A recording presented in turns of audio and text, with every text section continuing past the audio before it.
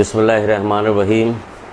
इन्नल्लाह व मलाइकतहु युसल्लूना अलन नबी या अय्युहल्लज़ीना आमनू सल्लु अलैहि व सल्लिमू तस्लीमा।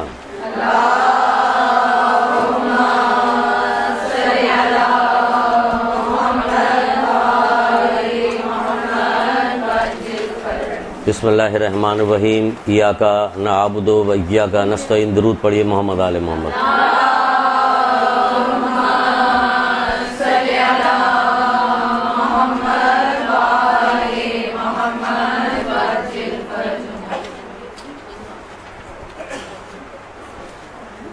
बहुत सारी चीज़ें तो आप लोगों को ज़ाहिर है कि इतनी पुरानी क्लास है तो पढ़ाई जा चुकी होगी, फिर भी आज हम जिस हदीस से गुफ्तगू करेंगे और आगाज़ किया है, जिससे वो एक तरह से इम्तिहान भी हो जाएगा और वही हमारा जो है ये बाब शुरू होगा, उसी से हमारा जो है उन्वान उसी से बनेगा। जैसे आपको पहले बताया था, पता नहीं याद है कि नहीं याद है आप लोगों को, किस क्लास में बताया था कि अल्लाह के रसूल फरमाते हैं कि कुछ लोग कब्रों से निकलेंगे, अल्लाह ताला उनके पर लगा देगा, वो उड़ते हुए जन्नत पे चले जाएंगे, जन्नत की नेमतों से फैज़याब होंगे। फरिश्ते उनसे पूछेंगे कि भाई तुम्हें ये इतनी जल्दी यहाँ कैसे आ गए, और ये कि क्या तुमने हिसाब देखा? वो कहेंगे नहीं देखा। फिर वो कहेंगे क्या तुम पुलिसार से गुजरे? उनका नहीं, हम उससे भी नहीं गुजरे। तो फिर वो पूछेंगे कि तुम मैदान क़यामत से चले आए और तुमने कोई जहन्नुम को देखा? उनका हमने कुछ भी नहीं देखा। तो फिर वो पूछेंगे कि तुम किस नबी की उम्मत से हो? तो वो जवाब देंगे कि हम मोहम्मद सल्लल्लाहु अलैहि वसल्लम की नबी की उम्मत से हैं।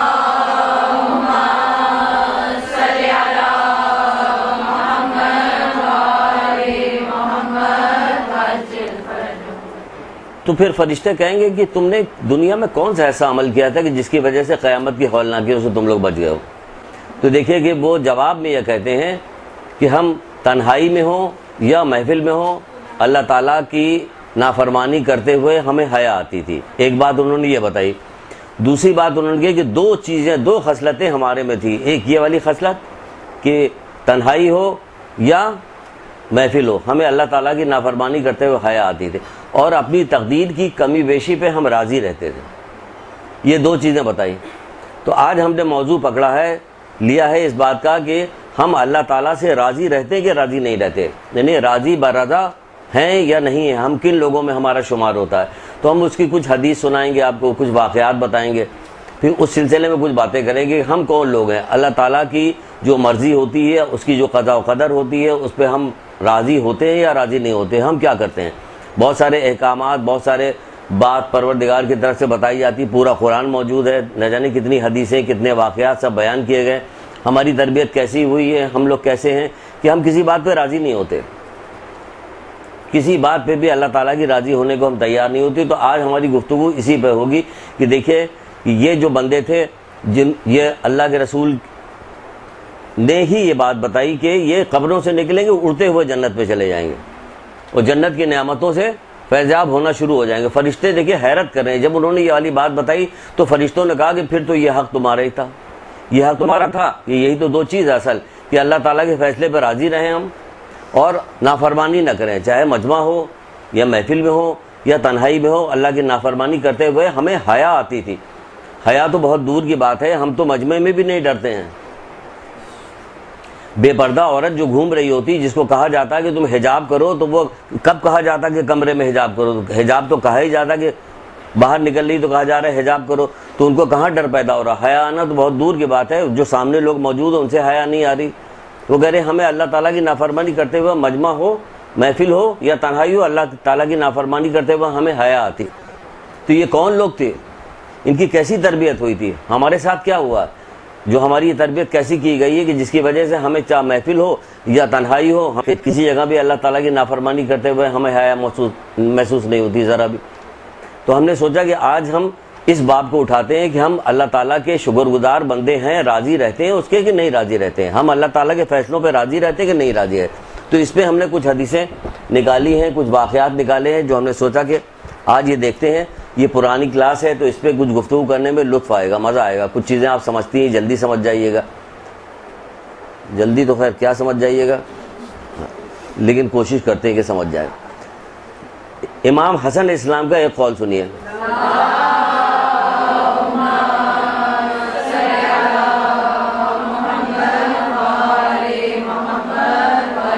آپ فرماتے کہ وہ مومن کیسا مومن ہے جو اللہ تعالیٰ کی تقسیم پہ ناراض ہوتا ہے اور اس کی دی ہوئی منزلت کو حقیر سمجھتا ہے، جبکہ اس کا فیصلہ کرنے والا خود خدا ہی ہے. کچھ سمجھی بات؟ فرماتے ہیں امام حسن صاحب فرماتے ہیں، یہ تو لکھ لیجئے یا سمجھ لیجئے، دونوں میں سے ایک کام کیجئے. جس کو جلدی جلدی لکھنا ہے وہ جلدی لکھ لیجئے. ایک حدیث کو بار بار دو تین بار تو ہم دہرائیں گے، کیونکہ جس کو جب سمجھا رہے ہیں تو دہرائیں گے بھی. پھر یہی ہوگا کہ ہم 3-4 دفعہ آپ کو لکھوائیں گے، اس کے بعد پھر آپ کو سمجھائیں گے، پھر یہ ہوتا رہے گا. کہتے ہیں کہ وہ مومن کیسا مومن ہے، ہم سب مومن ہیں، وہ مومن کیسا مومن ہے جو اللہ تعالیٰ کی تقسیم پر ناراض ہوتا ہے. یعنی کہ اللہ تعالیٰ جو چیز اسے دیتا ہے اس پہ ناراض ہوتا ہے اور اس کی دی ہوئی منزلت کو حقیر سمجھتا ہے، جبکہ اس کا فیصلہ کرنے والا خود پروردگار ہے. اب یہ چیز جس پہ ناراض ہوتا ہے وہ ہمیں دی جائے چیز، یا اس کے کسی عزیز رشتہ دار جانے والے کو چیز دی جائے، اس پہ وہ ناراض ہوتا ہے کہ اس کو کیوں دیا، ہمیں کیوں نہیں ملا. اچھا، اس ناراضگی میں ایک چیز اور بھی شامل ہے کہ جو ناراضگی ڈائریکٹ نہیں ہوتی کہ ہم ناراض تو نہیں ہو رہے، لیکن کیا ہو رہا ہے کہ حسد کر رہے ہیں. حسد ناراضگی تو ہے، اللہ تعالیٰ کی تقسیم پہ ہم راضی نہیں ہے کہ ہم حسد کریں دوسرے کی چیزوں سے. اور اس پہ راضی نہ رہنے کی وجہ سے ہوتا کیا، دین سے باہر چلے جاتے ہیں، کیونکہ حسد ایمان کو اس طرح سے کھا جاتا ہے جیسے ہمیں کوئی پرواہ نہیں. ہم حسد یہاں تک کرتے ہیں کہ ہم اقدام کرتے ہیں اس حسد کے اوپر. یہ تو اور بھی زیادہ برا ہے کہ پروردگار قیامت کے دن بیٹھا رہے گا اور پوچھے گا حسد کرنے والوں کو، جس نے اقدام کیا ہوگا، لوگوں کو نقصان پہنچائے گا، کہ آؤ آج تو بدلہ لے کے رہیں گے، آج بدلہ لیا جائے گا تم سے. تو ہم دیکھنا ہے، جائزہ لینا ہے پوری زندگی کا. جو کہا گیا ہے کہ جس نے اپنی زندگی نیک علم کی طلب میں صرف نہیں کیا، اس کی زندگی ضائع ہو گئی. یہ کیسے ضائع ہو گئی؟ ایسے ہی ضائع ہو گئی. ہمیں روزانہ جائزہ لینا اپنی زندگیوں کا.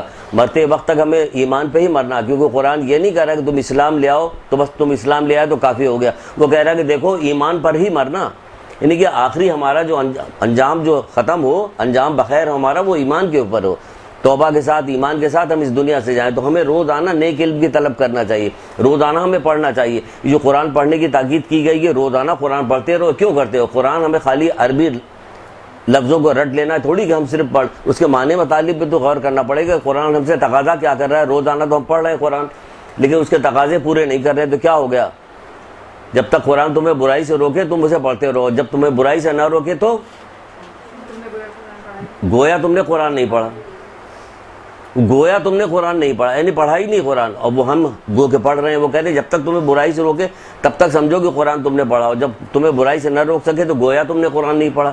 تو یہ ہمیں قرآن پڑھنے کی دعوت اسی لیے دی گئی کہ قرآن ہمیں برابر برائی سے روک رہا ہے، تو ہم اس کی تقسیم پہ راضی نہیں رہے. تو امام حسن پوچھے کہ یہ مومن کیسا مومن ہے؟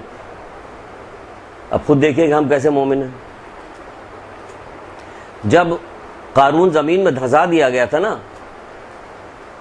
تو حضرت یونس علیہ السلام جب سمندر کے اندر مچھلی کے پیٹ میں چکر لگا رہے تھے اور یہ کہتے جا رہے تھے لا الہ الا انت سبحانک انی کنت من الظالمین، تو یہ آواز قارون کے کانوں تک بھی پہنچی. اس نے پھر آواز دے کے گفتگو کی اور پوچھا کہ آپ کون ہیں اور ہماری قوم کے بارے میں کیا ہوا، وہ کہاں گئی، کیا ہوا؟ تو کہا وہ تو کب کی ختم ہو گئی، وہ تو دم مر گئی تھی. اس پہ اس کو بڑا صدمہ پہنچا، اس کو بہت رنج ہوا. اس رنج کی وجہ سے اللہ تعالیٰ نے اس کے ساتھ کیا کیا؟ اس کے عذاب میں تخفیف کر دی، کم کر دیا. کیوں کم کیا؟ اس لیے کہ اسے اپنی قوم کے بارے میں درد پیدا ہوا تھا. تو کیا ہمیں اپنی قوم کے بارے میں درد نہیں پیدا ہونا چاہیے کہ کس قدر غضب کی قربانیاں دے کے محمد آل محمد نے ہم تک اللہ کا پیغام ہم تک پہنچایا تھا؟ ہماری قوم جو ہے کون سی ایسی برائی کی جس میں نہیں ڈوب گئی ہے، اور اس قدر ڈوب گئی ہے کہ جس طرح سے چرسی ہیروئن پینے والے لوگ سے ان سے کسی طرح سے برائی نہیں چھوٹتی. حشر تو یہی ہو گیا کہ ہم سے بھی برائی کسی طرح سے چھوٹنے کو تھی. کچھ بھی نصیحت کر ڈالی کسی سے برائی نہیں چھوٹتی. تو کیا ہمارے اندر کوئی درد غم نہیں پیدا ہوتا کہ ہمارے گناہوں پہ تخفیف ہو؟ نہیں بھی تخفیف ہو تو کم سے کم اپنے مکتب سے تو عشق کرنا چاہیے نا انسان کو. اپنی مکتب سے تو محبت ہونی چاہیے نا. مکتب سے محبت کی نشانی یہی کہ ان کو برائی سے روکا جائے، ان تک پیغام پہنچایا جائے. آپ اپنے آپ کو اس قابل بنائیے کہ ہم ان کو برائی سے روکیں. اسی میں آپ کی شہرت بھی ہونی چاہیے، بلکہ شہرت تو خیر غلط لفظ استعمال کیا ہم نے، شہرت تو اللہ تعالیٰ کو پسند ہی نہیں کسی بات کے لیے۔ شہرت مطلب کہ آپ اسی بات سے پہچانی جائیے کہ آپ جہاں جائیے گا تو لوگوں کو نصیحت کیجیے گا، جہاں جائیے گا لوگوں کو 2 بات بتائیے گا، ان کو سمجھائیے گا، تو اس طرح سے کیا ہوگا، بات آگے نکلے گی، بڑھے گی۔ حالانکہ جو سمجھانے کے مقام تھے وہ تو سب زیرو ہو گئے، کوئی بات بتائی نہیں جاتی تو بہرحال۔ تو یہ سارا سلسلہ ہے اس سلسلے میں کہ ہمیں اللہ تعالیٰ کا شکر گزار بندہ اس کے فیصلوں پہ راضی رہنا چاہیے۔ کہاں فیصلوں پہ راضی ہے؟ اگر کسی کے یہاں لڑکی پیدا ہو جائے، پورا معاشرہ گواہ ہے، سب آپ جانتی کہ کیا ہوتا ہے کہ کسی طرح سے راضی ہونے کو تیار نہیں ہوتے اس کے اوپر، کہ وہ لوگ تو گانا بجانا بھی کرتے ہیں، وہ لوگ تو فلاں برا کام بھی کرتے ہیں، ان کے یہاں تو بے پردہ بھی لوگ گھومتے ہیں، لیکن پھر بھی ان کے یہاں لڑکے پہ لڑکا، لڑکے پہ لڑکا ہوتا جا رہا۔ ہمارے یہاں کوئی نہ، ہم کتنی دعائیں کر رہے ہیں، کتنی بھائی راضی نہیں ہوں۔ 2 روایتیں آپ کو ملتی ہیں، ہمیں 2 روایتیں ملتی ہیں ازواج در اسلام نام کی کتاب میں۔ ایک کتاب ہے جس کا نام ہے ازواج در اسلام۔ اب آپ فوراً پوچھیں کہ کس کی لکھی ہوئی کتاب ہے؟ آیت اللہ مشکینی کی لکھی ہوئی ہے۔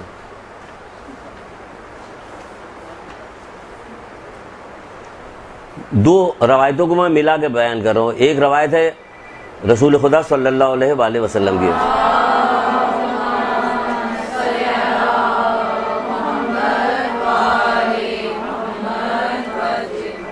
اور ایک ہے چھٹے امام جعفر صادق علیہ السلام کی۔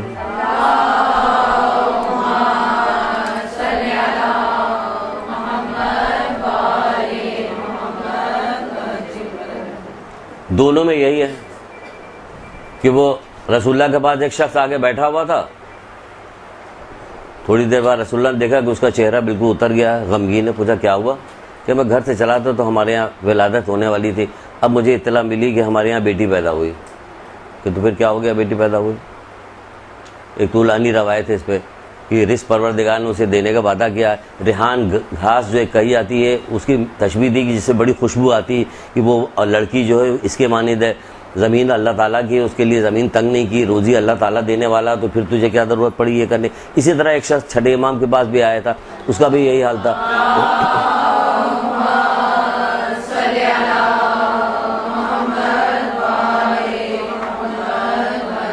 اس نے بھی یہی کہا، اس کا بھی چہرہ اترا تھا۔ مولا نے پوچھا کیا ہو گیا؟ کہ کچھ نہیں۔ کہ بتاؤ کیا ہوا؟ کہ مولا ہمارے یہاں بیٹی پیدا ہوئی۔ انہوں نے کتنی اچھی مثال دے کے تشبیہ دے کے امام نے بات کی، کہا کہ اگر یہ فیصلہ پروردگار کہتا کہ یہ فیصلہ تمہیں کرنا ہے یا خود پروردگار کو کرنا، تو یہ تم کس کے ذمہ دیتے؟ کہ میں اللہ ہی کے ذمہ دیتا۔ کہ اس نے فیصلہ تو کر دیا، اس نے فیصلہ کر تو دیا ہے، یہی کر دیا کہ تمہارے یہاں بیٹی تھی۔ اس نے، ہم اللہ تعالیٰ کے فیصلے پر راضی نہیں تھا۔ اللہ تعالیٰ دنیا آخرت میں ہماری بھلائی چاہتا ہے، ہم دنیا آخرت میں اپنی بھلائی کے لیے اپنی عقل چلاتے ہیں کہ جو ہمارے فیصلہ ہے۔ ہم اپنی عقل کیسے چلاتے ہیں؟ ہم اپنی عقل دنیا دار لوگوں کو دیکھ کر چلاتے ہیں۔ ہمارا سارا سلسلہ جو رہتا ہے اسی دنیا سے وابستہ رہتا ہے، ہم اسی کی ترقی کو، اسی کی کامیابی کو، اسی کی بھلائی کو سب کچھ سمجھ رہے تھے۔ وہ ہمارے لیے وہاں بھلائی چاہتا ہے، یہاں جیسے تیسے۔ دنیا تو کہا گیا کہ مومن کے لیے دنیا تو قید خانہ ہے۔ جب دنیا مومن کے لیے قید خانہ ہے تو اس میں آپ سے یہ بھی کہا جاتا ہے کہ دنیا مومن کے لیے قید خانہ، موت اس کا بہترین تحفہ، جنت اس کا ٹھکانہ، یہ کہی جا رہی حدیثوں میں موجود۔ ہاں تو بس جنت تو ہمارا ٹھکانہ ہے، باقی کسی چیز کو نہیں مانتے۔ جنت ہماری ہے، باقی نہ اسے قید خانہ سمجھتے ہیں، نہ جو کچھ کہہ رہے ہیں۔ یہاں پر تکلیف ہے، رنج ہے، غم ہے، جتنی تمہاری محبت اہل بیت سے، مولا سے بڑھتی جائے گی اتنی تمہاری تکلیف میں اضافہ ہوتا چلا جائے گا۔ یہ تکلیف میں کیسا اضافہ ہوگا؟ ایسے ہی اضافہ ہوگا تکلیف میں کہ ہر گناہ ہم سے چھوٹتا چلا جا رہا، ہم اپنے آپ کو پامند کرتے چلے جا رہے ہیں اس دنیا والوں کے درمیان میں۔ تو کیا ہوگا کہ بظاہر ہمیں لگ رہا ہوگا تکلیف ہو، لیکن اگر یہ لذت پیدا ہو جائے، گناہ چھوڑنے کی لذت پیدا ہو جائے، کیا تو اس سے بھی کہے گا اللہ تعالیٰ نے فیصلہ کر تو دیا، پھر کس بات کا غم ہے تمہیں؟ تو آپ بتائیے کہ یہ سارا سلسلہ یہاں پہ کسی کے یہاں روزی تنگ ہو جائے تو اس کو پریشانی ہوتی کہ فلاں کے پاس تو بڑی روزی ہے، اب بائی ہک بائی کروک، حرام حلال ہمیں کسی چیز کی پرواہ نہیں ہوتی۔ کہا جا رہا کہ بینک کی نوکری کرنی ہے یا نہیں کرنی ہے، کس بینک میں کس طرح سے پیسہ رکھوا کے ہمیں لینا ہے، تو وہ سود کہلائے گا یا پورا دینا ہوگا کیا؟ ہم کسی چیز کو پوچھنے کو تیار نہیں، پوچھنے کو تیار نہیں، نہ کرنے کو تیار۔ ہمیں پیسہ چاہیے اور زیادہ چاہیے، کیونکہ تنگی میں زندگی گزارنا ہمارے لیے بس کی بات نہیں۔ 2 واقعات آپ کو سناتے ہیں، 2 واقعات۔ اب واقعات کیسے لکھیے گا؟ اب تو ہو گئی مجبور۔ بہت سارے واقعہ بار بار سنائے جاتے تو وہ یاد کیوں نہیں ہوتا؟ جو یاد ہو جانا چاہیے۔ اور اتفاق سے 2-3 واقعات جو ہیں وہ حضرت داؤد کے زمانے کے ہیں۔ ایک تو حضرت داؤد کے زمانے کا ہے، واقعہ ہے کہ جب حضرت داؤد کے بعد پروردگار نے وحی کی کہ اے داؤد، ایک خاتون کا نام بتایا، خلادہ دختر اویس، یہ ایک خاتون کا نام ہے، خلادہ دختر اویس۔ یہ ہے کہاں سے؟ یہ حضرت داؤد کے باب میں جو حیات القلوب نام کی پہلی کتاب، پہلی جلد ہے علامہ مجلسی کی، اس میں یہ واقعہ ہے، دیکھیے گا پہلی جلد کے اندر حضرت داؤد کے واقعے میں، اور اس کی باقاعدہ انڈیکس دیکھیے گا، اس میں ہیڈنگ بھی لگی ہوئی۔ یہ اتنا اہم ترین واقعہ خود سمجھ رہے تھے وہ کہ اس میں ہیڈنگ لگی ہوئی، کہا کہ اے داؤد، یہ عورت جنت میں تمہارے قریب، اس کو جا کے جنت کی خوشخبری دے دو اور کہہ دو یہ جنت میں تمہارے قریب رہے گی۔ اب حضرت داؤد کو بھی تشویش ہوئی کہ یہ کون سی عورت ہے جنت میں ہمارے قریب رہے گی۔ گئے اس کے گھر، دق الباب کیا، دق الباب کرنے کے بعد وہ باہر آئی، اس کا نام لیا، کہا کہ پروردگار کی طرف سے ایسا ایسا پیغام آیا ہوا۔ تو کہنے لگی کہ ظاہر ہے کہ اللہ کی طرف سے پیغام آیا تو صحیح ہی ہوگا، لیکن یہ کہ شاید اس نام کی کوئی اور بھی عورت ہو۔ ہم تو لڑتے کہ نہیں ہمارا ہی نام ہے، چاہے 5 ہوتے تو لڑتے ہم کہ ہمارا نام۔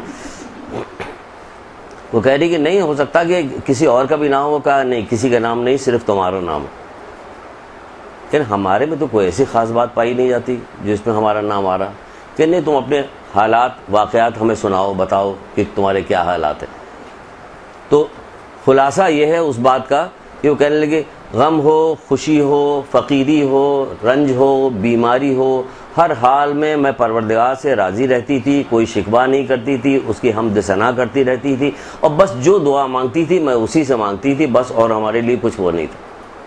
تو اس پر حضرت داؤد علیہ السلام نے کہا کہ یہ والی بات پوری سننے کے بعد کہا کہ پروردگار تو ایسے ہی بندوں کو پسند کرتا ہے، یہی تو ہیں اس کے شکر گزار بندے جو دیندار ہوتے ہیں۔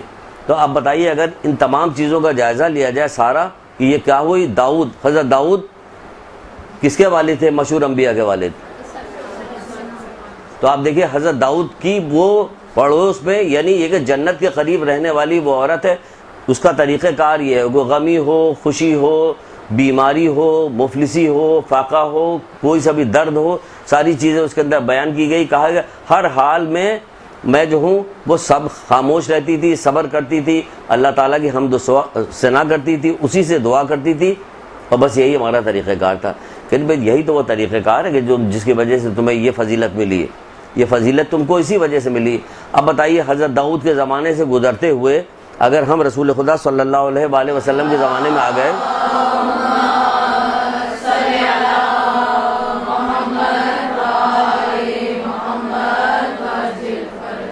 یہی وہ دین کا طریقہ جسے اللہ تعالیٰ نے اپنے بندوں کے لیے پسند کیا۔ جب یہ طریقہ اللہ تعالیٰ نے اپنے بندوں کے لیے پسند کیا ہے تو آپ بتائیے ہم تو اتنی تربیت کرتے ہوئے یہاں تک آ کے چلے آئے، تو ہمارے اندر یہ طریقہ کار کیوں نہیں، اور کیوں نہیں ہونا چاہیے ہمارے اندر طریقہ کار؟ ہمارے اندر طریقہ کار تو عام پچھلی امتوں سے زیادہ ہونا چاہیے نا، کیونکہ ہماری تربیت کرنے والے زیادہ سے زیادہ لوگ آگے چلے گئے، اور کس کس انداز میں تربیت کی ہماری، اس کے باوجود ہمارا یہ حشر ہے کہ ہم اتنی دور ہو گئے۔ کیوں؟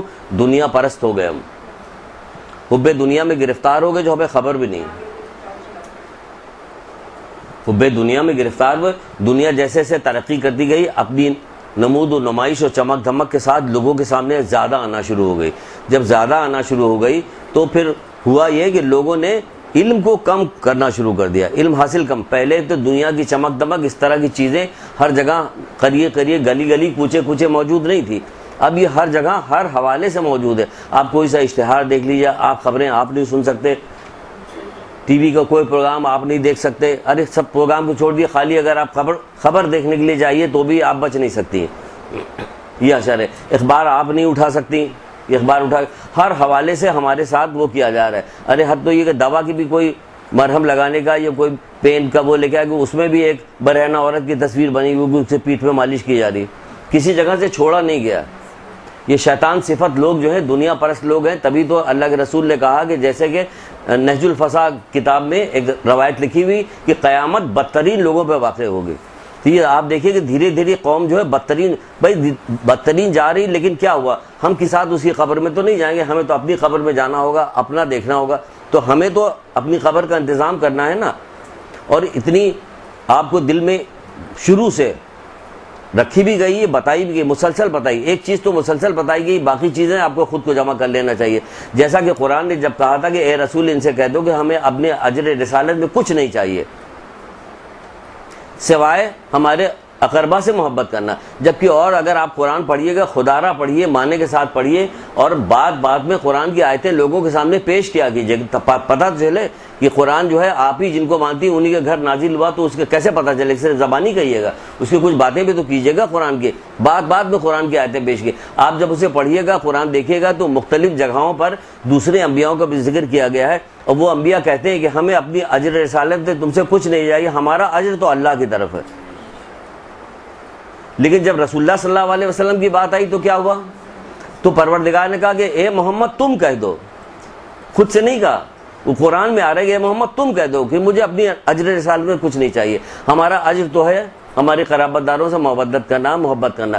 تو محبت تو ہمیں سکھا دی گئی کہ ہم نے کتنی ان سے شدید محبت کرتے ہیں. تو لیکن آپ جتنے واقعات جو کچھ بھی بتائے جاتے ہیں، جتنے دل خراش واقعات بتائے جاتے ہیں، کیسے واقعات، اس کا نتیجہ بھی تو کبھی غور کیا کیجئے، سوچا کیجئے کہ یہ واقعات ہوئے کیوں. جیسے کہ بہت سارے علماء آرٹیکل لکھتے ہیں، یہاں تو خیر کچھ بھی نہیں ہوتا آرٹیکل، ایران کے آپ دیکھیے نیٹ کے اوپر جائیے تو بہت سارے آرٹیکلس آپ کو ملیں گے، اس میں بہت ساری چیز، وہ محرم ماتم مجلس کرنے والے عزاداروں کی وہ کیٹیگریز بیان کرتے ہیں کہ کتنی کیٹیگری کے لوگ جو ہیں، یہ پہلی کیٹیگری میں کون آتا، دوسری میں، تیسرے، تو 5 کیٹیگری انہوں نے گنائی ہے.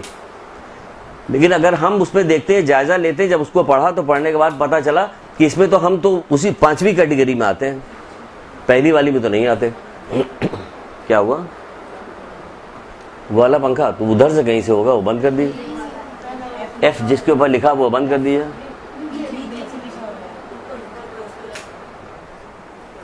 ایک درود پڑھیے محمد علیہ.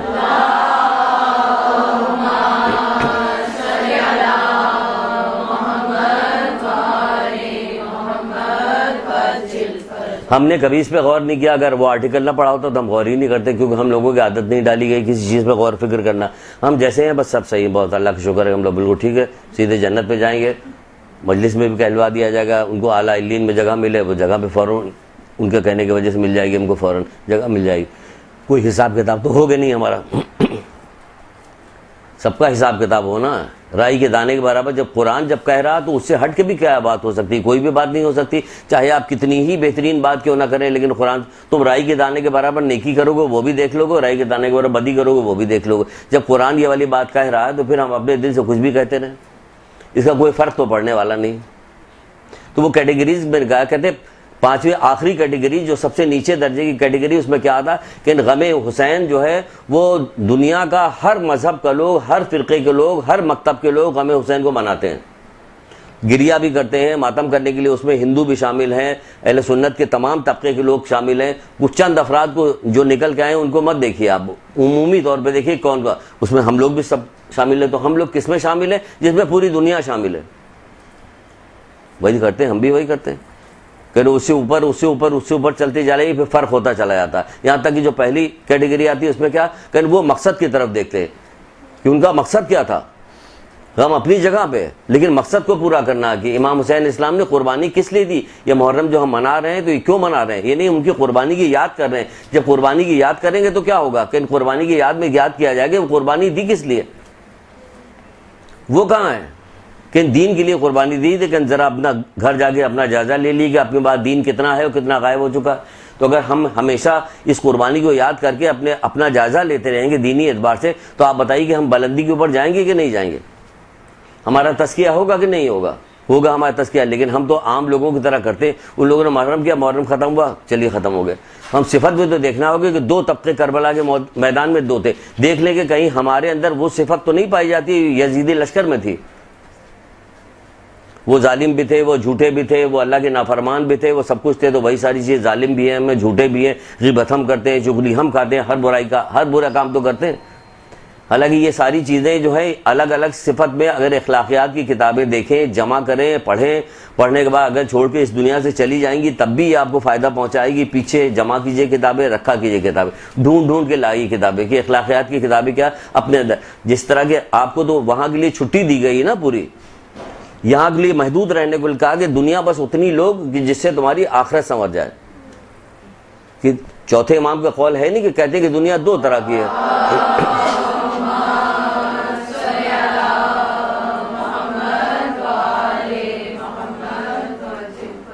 کہ وہ جو دنیا، ایک دنیا وہ ہے جو ملعون دنیا ہے، اور ایک دنیا وہ ہے جو منزل مقصود تک پہنچانے والی دنیا۔ تو ہمیں دنیا اتنی لینی ہے جو ہمیں منزل مقصود تک پہنچا دے، نہ دنیا سے اتنے کنارہ کش ہو جائیں کہ ہم دست نگر ہو جائیں، لوگوں کے سامنے بھیک مانگنے لگے، نہ اتنے داخل ہو جائیں کہ دین اپنا برباد کر لیں۔ دونوں کام نہیں ہونا چاہیے، درمیان میں ہمیں رہنا چاہیے، سمجھ رہی نا؟ تو ہم یہ جب دنیا میں اس طرح سے زندگی گزاریں گے، دیکھیں گے کیا ہو گیا، وہ دنیا دار لوگ ہیں، سارا کام ہو رہا ہے، عجیب عجیب انداز سے ہر برائی کا تذکرہ تو کیا جو کتابیں لیجیے گا۔ ایک روایت پڑھ رہے تھے کہیں ہم ماں باپ کی تربیت کے ساتھ، ماں باپ کے ساتھ حسن سلوک کے اعتبار سے، ذرا دیکھیے کہ روایت میں جو دوسری اس کے اندر ایک گناہ گنایا گیا اور ایک نیکی گنائی گئی، تو آپ دیکھیے گا کہ یہ یہاں پر کچھ سمجھ میں نہیں آ رہا۔ اگر حدیث نہ ہو تو ہم کہیں گے ہماری سمجھ میں نہیں آ رہی بات۔ حضرت موسیٰ دعا کر رہے تھے، مناجات کر رہے تھے پروردگار سے، مناجات کر رہے تھے تو انہوں نے آسمانوں پہ ایک شخص کو دیکھا، ایک شخص کی منزلت دیکھی، مقام دیکھا، تو کہنے لگے پروردگار یہ کون شخص ہے اور کیا کام کرنے کی وجہ سے اس کو اتنا بلند مقام ملا؟ تو پروردگار نے کہا کہ یہ اپنے ماں باپ کے ساتھ نیکی کرتا تھا اور چغل خور نہ تھا۔ یہ چغل خوری کہاں سے آ گئی بیچ میں؟ ماں باپ کے ساتھ حسن سلوک نیکی کرتا تھا، ماں باپ کے ساتھ نیکی کیا کرتا تھا اور چغل خوری نہیں کرتا تھا، یہ چغل خور نہیں تھا۔ آج کا جائزہ لیجئے، یعنی کہ اتنی بری چیز ہے کہ اس کو وہ جو مقام ملا وہ دو وجہ سے مل گیا۔ ایک تو ماں باپ کے ساتھ بہت زیادہ حسن سلوک کرتا تھا، نیکی کرتا تھا، اور لوگوں کی چغلیاں نہیں کھاتا تھا، چغل خوری نہیں کرتا تھا۔ ہزاروں گناہ، ہزاروں لوگوں کے آپس میں دشمنیاں، کتنے گناہ اس سے ایک چغل خوری سے کتنے گناہ نکل رہے ہوتے، ایک دوسرے کے اندر سے نکل رہے ہوتے، لوگوں میں دوریاں ہوتی ہیں، رنجش ہوتی ہے، خاندان ایک دوسرے سے ٹوٹتا ہے، ایک دوسرے کی حسد شروع ہو جاتی، پھر غیبتیں شروع ہو جاتی، پھر ان کے لیے دشمنیاں ہوتی ہیں، ان کا نقصان پہنچایا جاتا ہے دنیا میں۔ اب دیکھیے تو ایک چغل خوری سے کتنی برائیاں نکل رہی ہیں۔ اسی لیے منع کیا گیا کہ اے علی میں نے جنت کے دروازے پہ دیکھا کہ جنت حرام ہے بخیل پر، آگ پر، چغل خور پر اور جھگڑالو پہ۔ یہ اتنے لوگوں میں منع کیا گیا کہ اے علی نہیں دیکھا میں نے، جنت کے دروازے پہ لکھا ہوا دیکھا کہ جنت حرام ہے بخیل پر، آگ پر، چغل خور پہ، جھگڑالو پہ۔ آپ نے گھر کی دیوار کوئی بنائی ہے ایسی جس پہ خوبصورت فریم لگا ہوا کہ جس کے اندر بار بار بدل بدل کے آپ لگاتی رہیے، ہر مہینے، 2 مہینے بعد، 3 مہینے بعد، 4 مہینے بعد بدلتی رہیے کہ آپ کے یہاں جتنے ایونٹس ہو رہے ہیں، لوگ آ رہے ہیں جا رہے ہیں، تو کیا کہ آپ حدیثیں اس پہ بدل بدل کے لگا رہی، کیا نہیں یہ پسند نہیں کریں؟ تو پھر جتنی یہ کیلنڈر لگائے جاتے ہیں اس پر طرح طرح کے ماڈل کی جو گاڑیاں ہوتی ہیں، سینریز ہوتی ہیں، اس سے بہتر یہ نہیں ہے؟ یہ حدیثیں لکھی جائیں، یہ چیز بہتر نہیں ہے؟ آپ کو خوبصورت بنانا نہیں آتا؟ ہم نے تو جب بالکل شروع میں جب کلاسیں ہوتی تو باقاعدہ لا کے دکھاتے تھے ہم یہاں پہ، یہ دیکھو ایسے بناؤ، ایسے لگاؤ، جب بہت بالکل شروع کی کلاسوں میں اگر کوئی بچے یہاں رہ گئی ہیں تو، ورنہ تو مجھے نہیں لگتا کہ رہ گئی، شاید زیادہ چلی گئی۔ ہم لا کے باقاعدہ فریم گھر سے اٹھا کے لاتے، دکھاتے، دیکھیں ہم نے یہ بنایا، دیکھیں ہم نے یہ بنایا، یہ کیا، اس کو بنائیے کہ لوگ آگے دیکھیں تو دنگ رہ جائیں، ششدر ہو جائے۔ بھائی ایکسپریکٹ آرٹ بنائی جاتی جو کسی کے سمجھ ہی میں نہیں آ رہا تھا کہ بنا کیا ہے، کیا اس کے اندر۔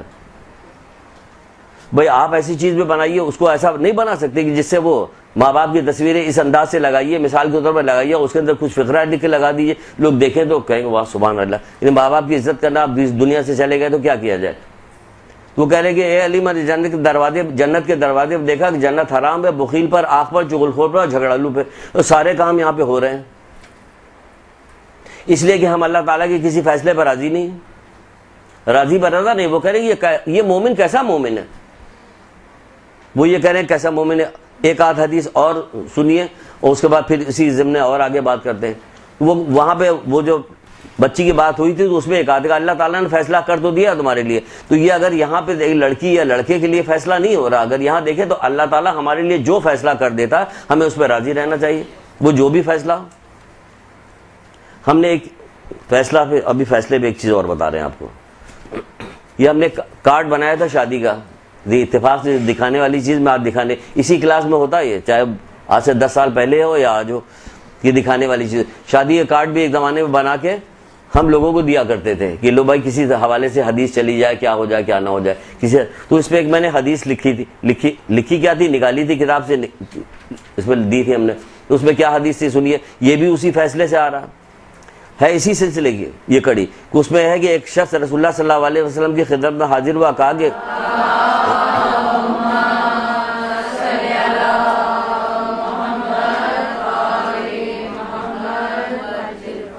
اب ذرا جائزہ لیجئے گا، یہ حدیث تو سنا رہے ہیں لیکن جائزہ لیتی جائیے گا.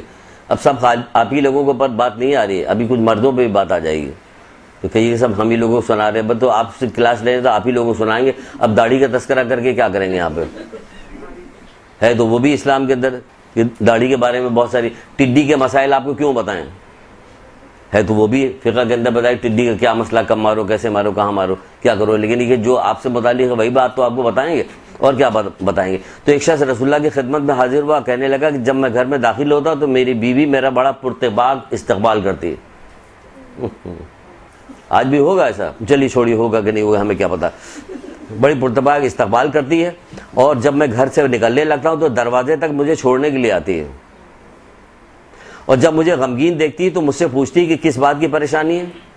اگر تم رزق کے سلسلے میں پریشان ہو تو رزق تو اللہ تعالیٰ نے دینے کا وعدہ کیا ہے. اگر تم آخرت کے سلسلے میں پریشان تو اللہ تمہاری پریشانی میں اور اضافہ کرے. اللہ اکبر! آج کون کہنے والا یہ والی بات کہ اللہ تمہاری پریشانی میں اضافہ کرے کہ تم آخرت کے لیے پریشان ہو؟ یعنی یہی تو اصل پریشانی ہے کہ مومن ہر وقت غم آخرت میں ڈوبا رہتا. مولا مشکل کشا کہتے ہیں کہ مومن ہر وقت غم آخرت میں ڈوبا رہتا. یہاں کون سا مومن غم آخرت میں ڈوبا ہوا؟ ہمیں غم دنیا میں ڈوبے ہوئے ہم، کہ ہمیں اسی کی آبادی چاہیے، جبکہ 100% دنیا جو ہے فنا ہونے والی ہے، چھوٹنے والی ہے.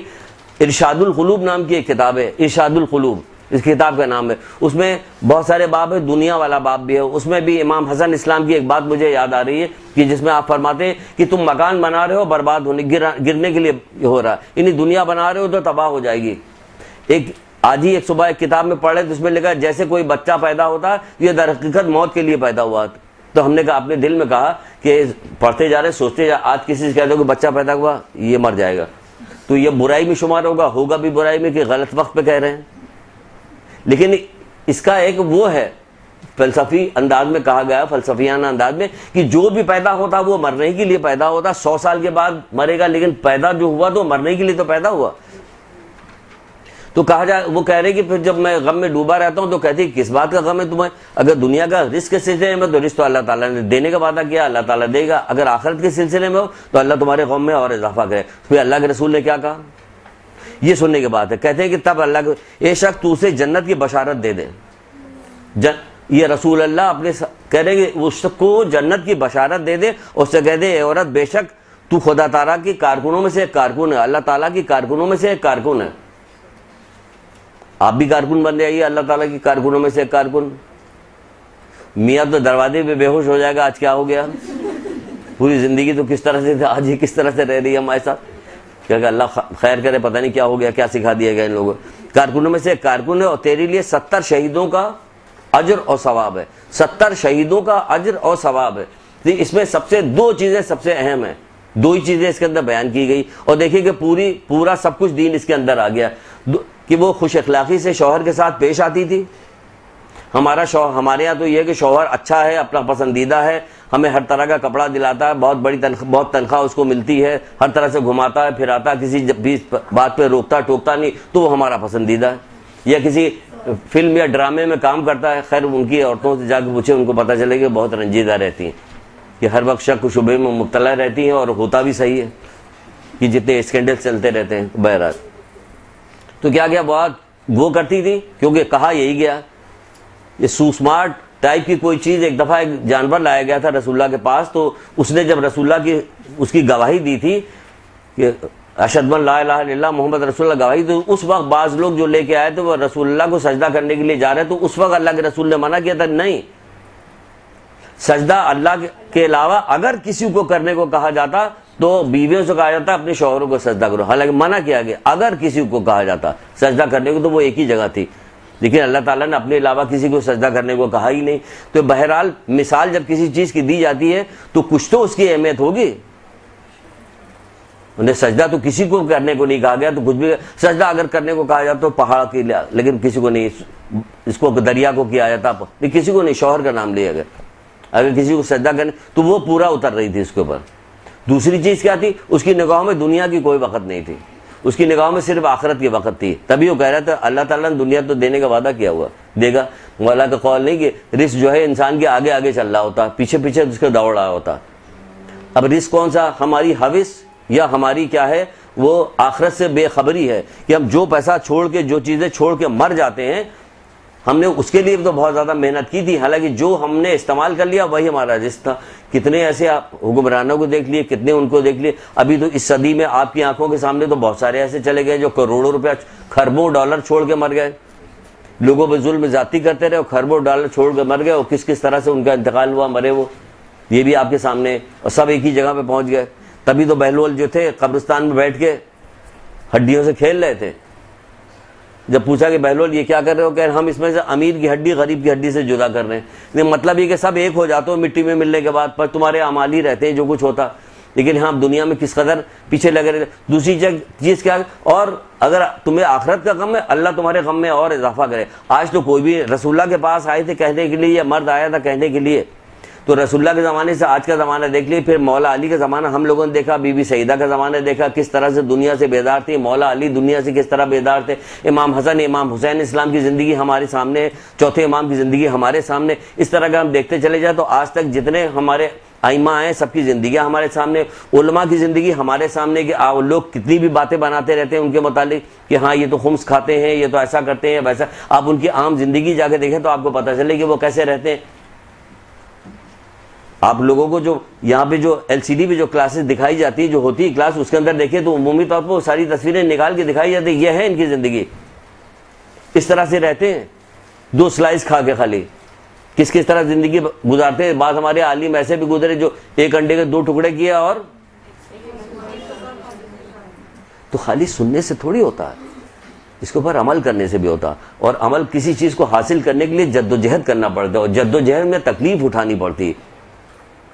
تو آخرت کی منزلیں حاصل کرنے کے لیے ہمیں جدوجہد اور تکلیف اٹھائیں، کیونکہ وہ ہمیشہ رہنے والی ہے۔ یہ ہم کتنی جدوجہد کے بعد دنیا کتنی بھی حاصل کریں گے، بالآخر ہم سے چھوٹ جائے گی، چھوٹ جائے گی، ہر حال میں ہم سے چھوٹ جائے گی۔ اپنی آنکھوں بقول مولا کے کہہ رہے کہ نصیحت کے لیے موت کافی ہے، اگر نصیحت دیکھیں تو موت کافی نہیں ہے ہمارے لیے، نصیحت کے لیے موت کافی ہے، کہ ہر شخص کو مرنا ہے تو بھی نصیحت حاصل کر لو اس سے۔ تو کیا وہ آخرت کی فکر میں تھی، وہ ساری فکر سارا غم اس کو آخرت کا تھا۔ ہمارے یہاں سارا فکر سارے غم آخرت کے کہاں ہے، ہمارے پاس تو نہیں آخرت کی فکر، نہ آخرت کے غم ہے، نہ جب غم و فکر دلائی جاتی تب بھی ہم لاپرواہی برتتے ہیں۔ دیکھا جائے گا سب ہوگا، بس سب ہم ہی لوگوں کے ساتھ ہوگا سارا، بھائی جو کرے گا اس کے ساتھ ہوگا۔ آگ میں سارے لوگ کود پڑیں گے، سب جل جائیں گے، ایسا تھوڑی ہوگا کہ سارے لوگ کود رہے ہیں ساری تھوڑی جلیں گے، کچھ بچ بھی جائیں گے، کوئی نہیں بچے گا، سب جلیں گے، سب جائے گا۔ تو یہ ہے کہ ہمیں جو ہے پروردگار کی تقسیم پہ راضی رہنا چاہیے۔ اس راضی رہنے میں یہ ہے کہ ہمیں ساری فکر کس بات کی ہے، فکر ہمیں آخرت کی ہے، ساری فکر ہمیں آخرت کی کرنی چاہیے، دنیا کی فکر میں اتنا زیادہ مشغول نہیں ہونا چاہیے۔ پھر ایک روایت ہے چھٹے امام جعفر صادق علیہ السلام کی،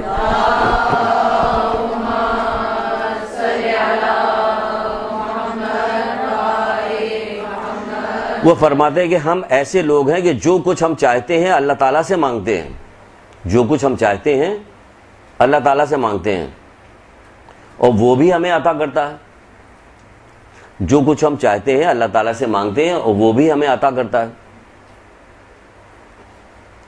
پھر فرماتے ہیں اور جب وہ ہماری پسند کے خلاف کوئی چیز پسند فرماتا ہے، جب وہ ہماری پسند کے خلاف کوئی چیز پسند فرماتا ہے تو ہم اس پر بھی راضی ہو جاتے ہیں، تو ہم اس پر بھی راضی ہو جاتے ہیں۔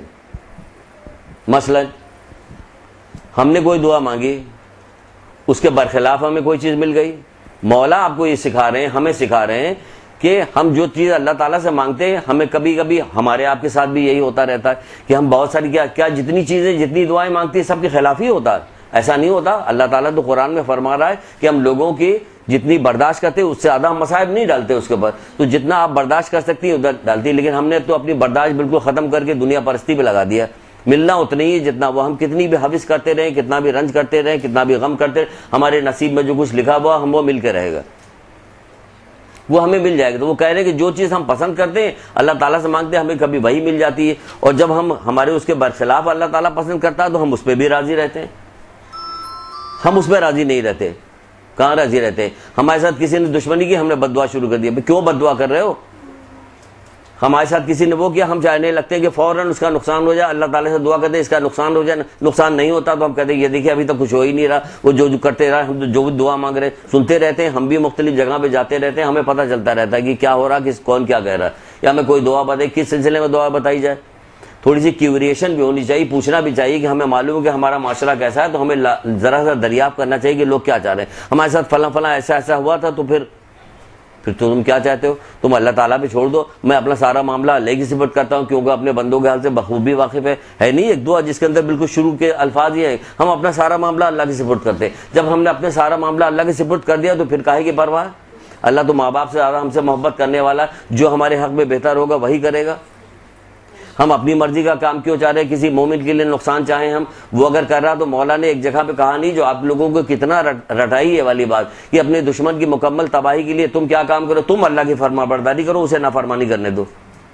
پھر تم فرما برداری کرتے ہو، یہ فرما برداری تو نہیں کہ تم دعا، جادو، ٹونا، گنڈا، تعویذ یہ سب کرانے کے لیے، یہ تو فرما برداری نہیں، یہ تو منع کیا گیا. جادو ٹونے کو تو ایسے بھی کہا گیا کہ کفر ہے، یہ خراب ہے، یہ حرام ہے. تم اپنی مرضی کا کام کر رہے ہو، اپنی مرضی. یہ تو اللہ تعالیٰ سے دعا کر لو، یہ تو اپنی مرضی چلاؤ گے تو حرام ہوگا. وہ اللہ تعالیٰ سے دعا کرو گے تو پھر اس کی مرضی پہ چھوڑو، ہم اس کی مرضی پہ راضی ہوئے. حضرت بہلول عاقل نے کہا نہیں تھا، کسی نے پوچھا بہلول کیا حال چال ہے، کہ کس کا حال پوچھتے ہو؟ جس کی مرضی سے یہ پوری کائنات چل رہی.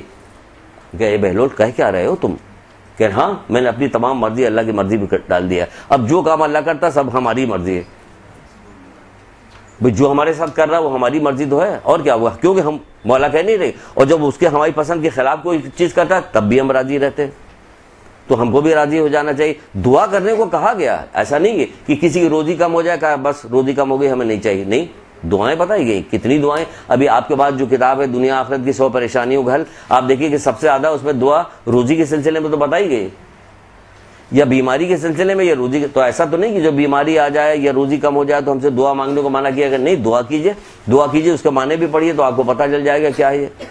صحیفہ کاملہ پڑھیے، اس میں آپ معنی پڑھیے، دعائیں پڑھیے، ساری چیزیں دیکھیں تو اس کے اندر تربیت کی جا رہی ہے. وہ تو ہماری تربیت ہو رہی، اور ساتھ میں اللہ تعالیٰ سے کوئی یاد بھی کیا جا رہا ہے کہ ہم دعا مانگ رہے ہیں. کیونکہ اللہ تعالیٰ کو روح ذہن بھی سب سے زیادہ پسند کیا چیز ہے؟ کہ دعا سب سے زیادہ پسند ہے. دعا سب سے زیادہ پسند ہے تو ہم کو اسی حال پہ چھوڑ دے گا؟ کہا نہیں، تم متوجہ ہو، دعا کرو، اور دعا کے بارے میں جانو گی کیا ہے کیا چیز نہیں.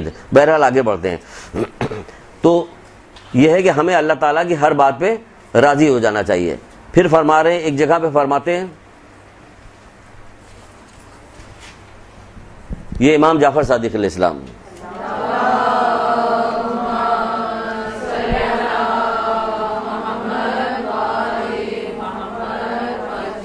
کہتے ہیں قضا کی ناپسندیدہ صورت پہ راضی رہنا، قضا کی ناپسندیدہ صورت پہ راضی رہنا یقین کے اعلیٰ درجات میں ہے. قضا کی ناپسندیدہ صورت میں راضی رہنا یقین کے اعلیٰ درجات میں ہے.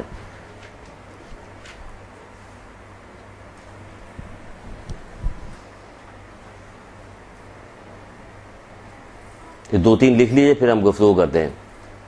پھر فرماتے ہیں مولا مشکل کشا حضرت علی علیہ السلام،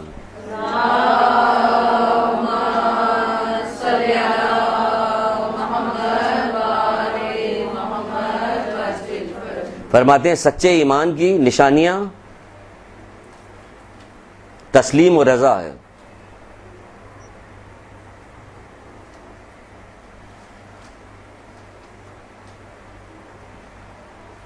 تسلیم اور رضا سچے ایمان کی شایان شان ہے، تسلیم اور رضا. یہ مولا مشکل کشا فرماتے ہیں. پھر مولا ہی فرماتے ہیں ایک جگہ پہ، جس کا یقین صادق نہیں ہے، جس کا یقین صادق نہیں ہے وہ قضا پر کیسے راضی ہو سکتا ہے.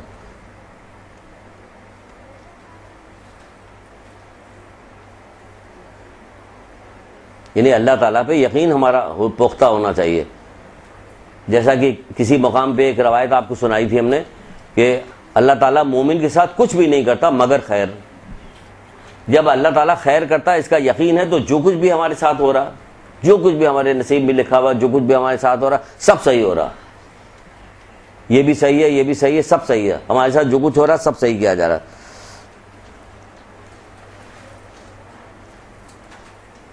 پھر فرماتے ہیں ایک مقام پہ جو قضاء الہی پہ راضی نہیں رہتا اس کے دین میں کفر داخل ہو جاتا ہے. جو قضاء الہی پہ راضی نہیں رہتا اس کے دین میں کفر داخل ہو جاتا ہے.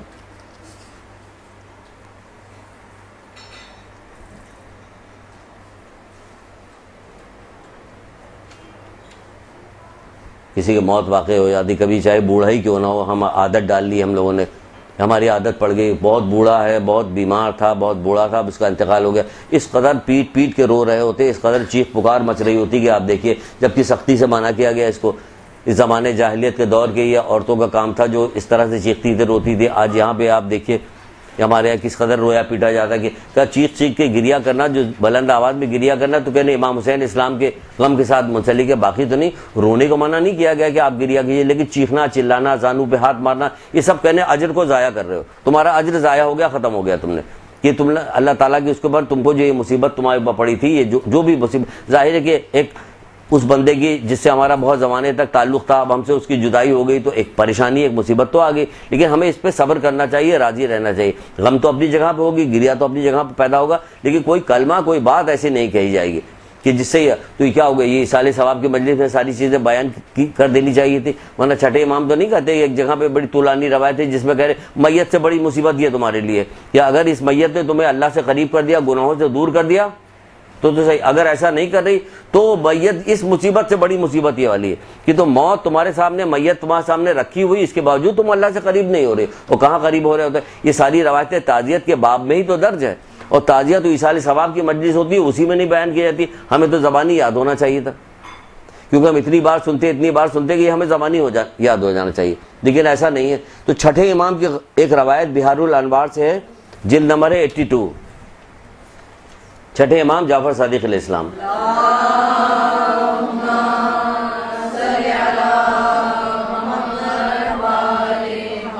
بڑی خوبصورت روایت ہے، بہت ہی خوبصورت روایت ہے۔ آپ فرماتے ہیں کہ جس مصیبت پہ تمہیں صبر کرنا نصیب ہو، جس مصیبت پہ تمہیں صبر کرنا نصیب ہو اور اس پر خداوند عالم کے ثواب کے مستحق بن جاؤ، اور اس پر خداوند عالم کے ثواب کے مستحق بن جاؤ، تو اسے مصیبت شمار نہ کرو۔ سبحان اللہ، کہہ رہے تو اسے مصیبت شمار نہ کرو۔ مصیبت تو وہ ہے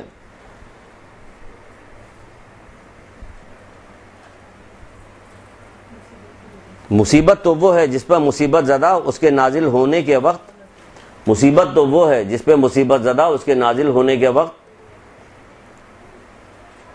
بے صبری کرے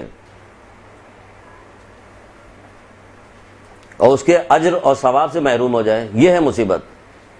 مصیبت تو وہ ہے جس پر مصیبت زدہ اس کے نازل ہونے کے وقت بے صبری کرے اور اس کے اجر اور ثواب سے محروم ہو جائے۔ کہ یہ مصیبت ہے کہ تمہیں کتنا بڑا صبر، کتنا بڑا ثواب ملنے والا ہے، اس سے تم محروم ہو گئے۔ یہ ہے اصل مصیبت، وہ مصیبت تھوڑی ہے۔ تو وہ تو اگر اس کے اوپر تم کو صبر کرنا نصیب ہو جائے تو ثواب کے مستحق بن جاؤ گے، تو یہ مصیبت کہاں ہے؟ اس کو مصیبت ہی شمار نہ کرو۔ تو ہمیں کتنی چیزیں ہمارے روزمرہ کی زندگی میں ہمارے چاروں طرف ایسی بکھری رہتی جس پہ ہمیں ثواب مل سکتا ہے لیکن نہیں ملتا، کیونکہ ہمیں معلوم نہیں۔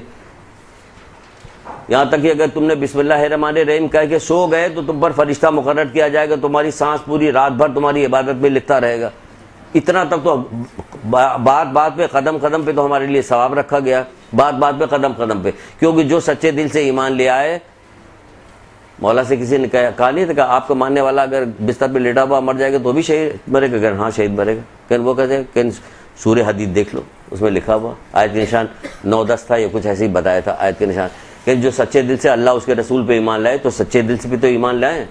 کہ جب سچے دل پہ ایمان لانے کی کیا نشانی؟ کہ ہر بات ان کی مان جاتے ہیں، قرآن جو کہہ رہا ہے اس کو مان جاتے ہیں۔ وہ کہہ رہے ہیں جو سچے دل سے اللہ اس کے رسول پہ ایمان لے آئے اس کو ہم صدیق و شہداء کے درجے تک پہنچائیں گے، اسی جیسا اجر مرحمت فرمائیں گے۔ تو صدیق اور شہداء کے درجے تک پہنچائیں گے، اسی جیسا اجر مرحمت فرمائیں گے۔ قرآن کہ وہ بستر پہ لیٹا لیٹا مر گیا، کہ کہاں کہ تیر و تلوار چلاؤ، وہ پوچھ بھی رہا کہ آپ کا ماننے والا تیر و تلوار نہیں چلائے گا، میدان میں نہیں جائے گا، پھر بھی کیا وہ شہید مرے گا؟ کہ ہاں شہید مرے گا۔ کہ وہ کیسے؟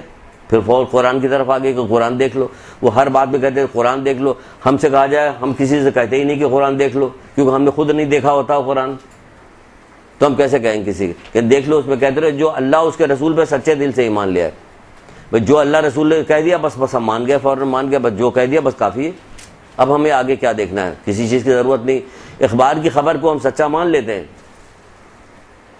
اور مثالیں دیتے ہیں گھر میں، اور پکار کے کہتے ہیں کہ اخبار میں لکھا ہوا تھا کہ چہل قدمی سے یہ فائدہ ہوتا ہے، یہ فائدہ ہوتا ہے، یہ اس لیے ہم نے چہل قدمی آج کل شروع کی ہوئی ہے۔ سبحان اللہ، دل میں آئے گا کہے گا حدیثوں میں تو بہت ساری چیزیں لکھی، اس پہ یقین نہیں آیا، وہ بے پردہ چہل قدمی کر رہی ہیں آپ، لیکن کون کہے دوسروں سے کہ یہ بڑے آگے سمجھانے کے لیے، بچانے کے لیے۔ اب تو زمانہ بھی ایسا نہیں رہ گیا، پہلے نصیحت کرنے والے کو، اچھی بات بتانے والے کو لوگ اچھی نگاہ سے دیکھتے تھے، آج اچھی بات کسی کو نصیحت کر دی تو آپ کو بری نگاہ سے دیکھتے ہیں، فوراً تلاش کرنے لگتے ہیں کہ ان کے خاندان میں، ان کے گھر میں کون ایسا بندہ ہے جس نے کوئی برائی کی ہو، تو کہتے ہیں کہ تم فلاں کو بھی تو دیکھو، تمہارے یہاں پہ تو ایسے ہی لوگ پائے جاتے ہیں۔ بھائی فلاں کو کیا دیکھے، جو سنے گا اسی اس کے اوپر تو نصیحت کا اثر ہوگا، جو نہیں سنے گا، ہمارا بیٹا ہو، بیٹی ہو، کوئی بھی ہو، ہم آپ کو تو اچھی بات بتا رہے ہیں، نہیں تو جس نے اس میں لکھا ہوا ہے، جو اخبار میں جس نے لکھا وہ خود چہل قدمی نہیں کرتا، تو کیوں اس کی بات مان رہی؟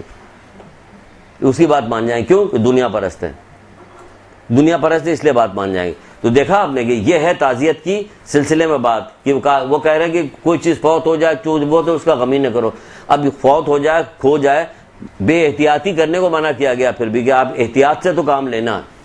زمانہ کیسا خوفناک، کیسا خراب ہوتا چلا جاتا، ہمیں قدم قدم پہ پھونک پھونک کے قدم رکھنا، بات بات پہ صدقہ دینا، کرنا، کام کرنا، کیونکہ اس دور کے اندر اس کے بغیر گزارا نہیں ہے۔ جیسا کہ فرماتے ہیں مولا مشکل کشا بحار الانوار کی ایک روایت ہے، اس میں فرماتے ہیں کہ جلد 78 مولا مشکل کشا فرماتے ہیں 3 چیزیں بندے کو اللہ تبارک و تعالیٰ کی خوشنودی تک پہنچاتی ہیں، 3 چیزیں بندے کو اللہ تبارک و تعالیٰ کی خوشنودگی کی طرف پہنچاتی ہیں۔ وہ 3 چیزیں کیا ہیں؟ پہلی چیز کیا ہے؟ کثرت استغفار، یعنی توبہ کرنا، کثرت کے ساتھ توبہ کرنا۔ دوسری چیز ہے انکساری، یعنی تواضع، انکساری تواضع، منکسر المزاج نہیں کہتے ہیں، ابھی اس کی تھوڑی سی بات بھی بتائیں گے کیا ہے۔ کثرت کے ساتھ استغفار، انکساری، اور کثرت سے صدقہ دینا،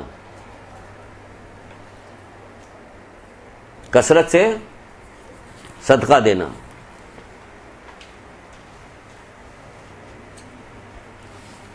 لکھ لیا؟ کثرت سے صدقہ دینا۔ دیکھیے پہلی چیز تو آ رہی ہے استغفار کرنا، توبہ کرنا۔ آپ کو اپنی زندگیوں میں توبہ کو بہت زیادہ شامل کرنا چاہیے۔ نہیں، بعض علماء تو کہتے ہیں کہ ہر بیماری، ہر پریشانی کے لیے کیا دعا کرو، کیا کام کرو، استغفار کرو۔ مولا کی بھی ایک روایت آپ لوگوں کو بہت پہلے جو ابن عباس سے انہوں نے مولا نے کہی تھی کہ ابن عباس مولا کے پاس بیٹھے ہوئے تھے، اور کسی شخص نے آ کے اپنی بیماری کا تذکرہ کیا تو اس سے کہا کہ استغفار کرو، کسی نے کہا آگے روزگار کا تذکرہ کیا، اس سے کہا، کسی نے اولاد کے سلسلے میں بات کی تو جا کے کہا استغفار کرو۔ تو حضرت ابن عباس کہنے لگے کہ آپ نے مختلف لوگ آئے، مختلف چیزیں آپ سے بیان کریں، مسائل اور آپ سب کو ایک ہی علاج بتا رہے ہیں کہ استغفار۔ پھر کہا کہ آپ تم سورہ نوح پڑھ لو، اس میں جو اللہ تعالیٰ کہتا ہے اگر یہ ہم سے توبہ کرتے تو ہم ان کے لیے بارش برساتے، ان کے کیے دیتے، وہ ساری چیزیں اس کے اندر درج ہے۔ پھر وہی قرآن کی آیت۔ دیکھیے بعد میں شوق بھی دلایا جا رہا، لیکن ہمیں آپ کو شوق نہیں دلایا جا رہا کہ جو سوال کرتے ہیں، انہوں نے پوچھا آپ کے ماننے والے کیسے شہید مریں گے گھر میں لیٹے ہوئے بستر پہ، تو انہوں نے پھر قرآن کی آیت ان سے پوچھا کہ یہ کیسے آپ صدقہ ہر بات میں یہ کہہ رہے ہیں کہ استغفار کرو، کہ قرآن کی آیت پڑھ لو۔ تو ہر بات میں تو قرآن کی آیت۔ بعض لوگ تو ایسا بھی ہوتا تھا، بعض جگہ پہ پڑھتے ہیں، کتاب دیکھ رہے کہتے تھے مولا ہم نے قرآن بہت پڑھا لیکن ایسا لگتا ہے کہ ہم نے قرآن پڑھا ہی نہیں، آپ نے جو یہ معنی بتائے، حالانکہ سیدھے سیدھے معنی ہو رہے ہیں۔ تو اس طرح سے بار بار جب آپ قرآن پڑھیے گا تو بہت ساری چیزیں ورد زبان ہو جائے گی، زبان کے اوپر آپ کو چیز آئے، کہنے کے استغفار کرو۔ استغفار کو کہا کہ رسول اللہ کہتے ہیں استغفار بہترین دعا ہے۔ اب بتائیے بہترین دعا ہے کیا کہ استغفار؟ تو اب جب استغفار بہترین دعا ہو گئی تو مولا کی یہ والی روایت اور رسول اللہ کی یہ ملا لیجیے دونوں کا آپس میں، کہ ہمیں کوئی چیز طلب کرنی ہو تو کیا کریں؟ استغفار کر رہے ہیں۔ بیٹے کا مسئلہ آیا استغفار کریں، روزی کا مسئلہ آیا استغفار کریں، کسی کی پریشانی ہوئی، کسی وہ ہوئی، ہم استغفار کریں۔ بعض علماء تو بتاتے ہیں کہ وہ کہتے ہیں کہ وہ ہم 1100 دفعہ استغفار پڑھا کرتے تھے۔ وہ کہتے ہیں ہمارے مسئلے کا حل ہوتا تھا، ہم 1100 دفعہ استغفار پڑھتے، تو ہمیں تو آخری سانس تک ہمیں استغفار پڑھنا، مسلسل پڑھنا، روزانہ پڑھنا، ہر وقت پڑھنا، کیونکہ نہ چھوٹا دیکھیے نہ بڑا دیکھیے۔ اور ساتھ میں استغفار کے وہ سارے کام بھی انجام دیتے رہیے کہ جس کے کرنے سے گناہ معاف ہو جاتے ہیں، وہ خود عملی استغفار کہلاتا. اگر کہا جاتا دو چیزیں ہوتی, ایک ذکری ہوتا, قولی ہوتا, ایک عملی ہوتا. یعنی عملی استغفار بھی بہت سارا ہوتا ہے کہ بہت سارا کام کرنے کی وجہ سے ہمارے گناہ معاف ہو جاتے ہیں. وہ کام کی پوری لسٹ ہے, اس وقت موقع نہیں کہ بتایا جائے کہ اس پہ چلے جائیں گے تو پھر وقت نکل جائے گا. کیا وقت کہا جا رہا ہے کثرت کے ساتھ استغفار کرو. استغفار جو ہے وہ گناہوں کے اس کو منہدم کر دیتا ہے, ڈھا دیتا ہے, بالکل ختم کر دیتا ہے. یعنی گناہ رہ ہی نہیں جاتا. جب اللہ تعالیٰ نے خود استغفار کرنے کو کہا ہے, ہم سے کہا ہے, تو اس نے قبولیت کا بھی وہ رکھا ہے کہ ہمیں معاف بھی کر دے گا, تبھی اس نے استغفار کر رکھا. یہ آخری وقت میں تمہارے نامہ اعمال میں آخری میں کیا ہونا چاہیے کہ استغفار ہونا چاہیے. یعنی اتنا استغفار آپ کیجئے, اتنا کیجئے, کیونکہ جب کوئی آدمی گناہ کرتا ہے تو اس کی کوئی نہ کوئی چیز روک لی جاتی کہیں پہ. جیسے استغفار کرتا ہے راستہ کھل جاتا ہے, صاف ہو جاتا ہے راستہ. تو ہمیں کثرت کے ساتھ استغفار کرنا چاہیے. اور استغفار کے بعد کیا کرنا چاہیے؟ انکساری, تواضع, انکساری. یعنی لوگوں کے ساتھ خوش اخلاقی سے نرمی کی, تواضع انکساری میں بہت ساری چیز آتی ہے. خوش اخلاقی آتی ہے, نرمی آتی ہے کہ نرمی سے خندہ پیشانی سے اپنے بھائی کے ساتھ ہم ملیں, وہ بھی آتا ہے اسی کے اندر کہ ہم خندہ پیشانی سے اپنے بھائیوں سے ملاقات کریں. یہ ساری انکساری کرنے والے کو, روایت میں لکھا ہوا کہ انکساری کرنے والے کو پروردگار ساتواں آسمان تک بلند کر دیتا اور غرور کرنے والوں کو پس کر دیتا. ہمیں کچھ بھی ہو تو ہمیں انکساری کرنی چاہیے اور وہ آنی چاہیے. اس میں ایک آدھ روایت آپ کو ہم لکھوائے دیتے ہیں انکساری کے اوپر, بس ایک دو روایتیں, بس زیادہ نہیں.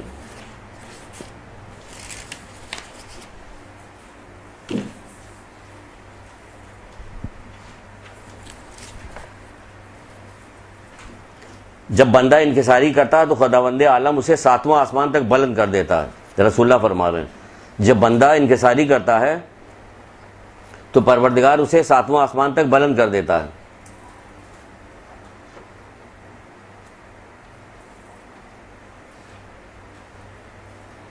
پھر فرماتے ہیں اللہ کے رسول کے انکساری کسی کو بلندی کے سوا, کسی کے بلندی کے سوا کسی چیز میں اضافہ نہیں کرتی. انکساری جو ہے بلندی کے سوا کسی چیز میں اضافہ نہیں کرتی. پس تم انکساری کرو خدا تم پر رحم کرے گا. پس تم انکساری کرو خدا تم پہ رحم کرے گا.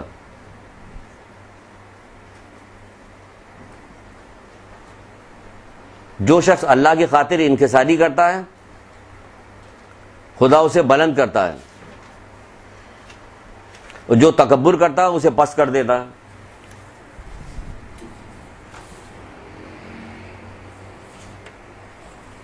جو تکبر کرتا ہے اسے پست کر دیتا ہے.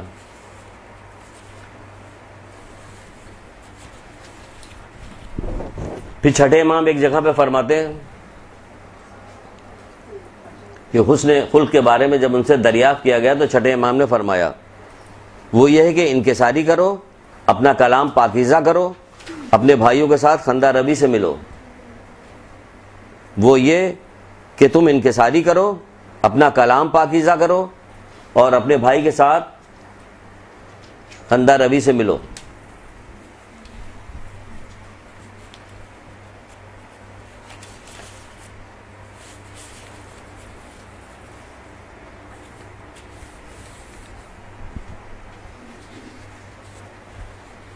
صدقے کی عادت ڈالیے, صبح شام. صبح کا صدقہ ہوگا دن بھر کی نحوست کو ختم کرے گا, دن کا صدقہ ہو رات کا صدقہ رات کی نحوست کو ختم کرے گا, بلکہ نحوست ایام کو بھی ختم کر دیتا ہے. یعنی دنوں کی جو نحوست کہی جاتی ہے, قرار دی جاتی ہے. چھٹے امام کا واقعہ آپ نے سنا ہے, لیکن سننے سے کچھ نہیں ہوگا, عمل کرنے سے ہوگا. جب وہ کسی ایک زمین کے تنازع تھا مولا کے ساتھ کسی کا, کہ اس کے دو حصے تھے, ایک حصہ جو تھا بڑا زرخیز اور بہت اچھا تھا, دوسرا حصہ تھا بنجر و خراب تھا. تو یہ فیصلہ ہوا کہ یہ بنجر و خراب حصہ کس کے حصے میں آئے گا اور یہ جو سرسب جو ہے یہ کس کے حصے میں آئے گا. تو اس کے لیے کہا گیا کہ اب کیا کیا جائے, کہا کہ قرآن اندازی کرتے ہیں. تو جس شخص کے ساتھ یہ تنازع تھا اس کو قرآن اندازی کرنے کے لیے اس نے کیا کیا, اس نے وہ دن چنا جو اس کے لیے بہت زیادہ مبارک دن تھا, اور کہا کہ مولا آج کر لیجئے. ان کا ٹھیک ہے, گئے وہ قرآن اندازی کیا, مولا کے نام پہ نکل ہے پورا. تو بہت حیرت کرنے لگا,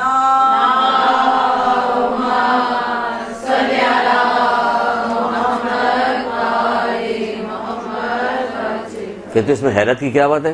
یعنی حیرت کی کیا بات ہے, یہ تیرے نام نکلتا ہے یا میرے نام نکلتا ہے, کسی ایک طرف تو جاتا ہے یا سرسبز علاقہ. کہ نہیں مولا آج تو ہم جو تھے وہ یہ دن ہمارے لیے بہت مبارک تھا, ہم تو حساب کتاب لگا کے آئے تھے, اس سے ہوتا کہ نا, اور میں صدقہ دے کے نکلا, میں صدقہ دے کے نکلا. ہر کام کے لیے صدقہ دے کے نکلتی نہیں نکلتی. عادت ڈالیں, بچوں کی عادت ڈالیں, اپنی عادت ڈالیں, بار بار ڈالیں. زمانے کے گردش ایام سے خوف زدہ ہوں, زمانے کی گردش سے ڈریں. خوف اچھی چیز ہے کہ ہر وقت آپ کو بچاتی رہتی ہے, احتیاط کرنے کو کہتی ہے. تو گناہ سے بھی خوف کیجئے کہ ہم نے یہ گناہ کر دیا, خدا نہ خواستہ کوئی نقصان نہ ہو جائے ہمارا. اللہ تعالیٰ جب کسی بندے کو پسند کرتا تو فوراً ہی اگر اس میں دو چیزیں ہیں, یہ پسند کرتا تو فوراً ہمارے گناہ کا بدلہ ہمیں مل جائے گا, اگر ناپسند کرتا تو ہمیں ڈھیل چھوڑ دے گا, کن یہ اس سے بھی زیادہ برا. یہ ڈھیل چھوڑ دے گا پھر تم گناہ کرتے چلے جائیں گے, یہاں کے ڈوب جائیں گے گناہ میں, تو یہ تو زیادہ برا ہو گیا. لیکن مصیبت کو راحت جانو اور راحت کو مصیبت. ایسا کہاں ہو جاتا ہے کہ ہم راحت کو مصیبت جانیں, رات کو مصیبت نہیں جانتے. تو بہرحال پہلے یہ سن لیجئے, پھر آگے چلتے ہیں. پھر کیا ہوا کہ صدقہ دن رات دیجئے, عادت ڈالیے. صاحب ابن عباد کو نام سنا ہوا ہے نا, جو ہمارے عالم تھے, ان کی ماں نے انہیں کتنی عادت ڈالی تھی صدقے کے. جب وہ مدرسے کتاب میں لکھا ہوا, جب وہ قرآن پڑھنے مدرسے جایا کرتے تھے. ہمارے یہاں مدرسے کو کہاں رواج ہے, کتنا رواج ہے آپ کے معاشرے میں؟ ہمارے یہاں مدرسوں کا رواج. آپ اپنے مدرسے کی بات نہ کریں, یہ ایک مدرسہ ہے تو بس یہ کافی ہے. یہ کس زمانے میں صاحب ابن عباد کس سن کی بات کر رہے ہیں؟ وہ کہہ رہے ہیں کہ جب 1000 سال پہلے کی بات ہو رہی, کہ جب وہ مدرسے جاتے تو ماں ان کو 2 دینار دیتی کہ بیٹا راستے میں جو بھی ملے اسے صدقہ کر دینا. اتنی عادت پڑی کہ وہ بڑے ہوئے اور بڑے اچھے وہ عالم بھی تھے, فلسفی بھی تھے, ہر ہنر ان کے اندر تھا. تو وہ بڑی اچھی ان کے پاس مال و دولت تھا بہت زیادہ. تو انہوں نے ایک باقاعدہ نوکر رکھا ہوا تھا کہ روزانہ صدقے کے لیے میرے سرانے پیسے رکھ دیا کرو, اور صبح کے وقت پہلا فقیر جو ملے اس کو دے دیا کرو. ایک دفعہ وہ بھول گیا, صبح اٹھے گھبرا گئے کہ غالباً شاید میری آج موت کا دن آ گیا. یہ کیا ہوا؟ نوکر کو بلایا, کیا کہ جی سارا جو میرے سامان اس کمرے کا ہے, سارا یہ جو ریشمی لحاف ہے اور ریشمی کپڑے ہیں سارے نکالو, نکالنے کے بعد جو بھی پہلا شخص ملے اسے لے جا کے دے دو. وہ نوکر باہر گیا تو دیکھا ایک نابینا آدمی اپنی بیوی کا یا کسی عورت کا ہاتھ پکڑ کے جا رہا. اس کو کہا کہ ہم تمہیں یہ چیز دینا چاہتے ہیں, کیا تم اسے قبول کرو گے؟ اس شخص نے کہا ہاں, اور بے ہوش ہو گیا. یہ بہت پریشان ہوا.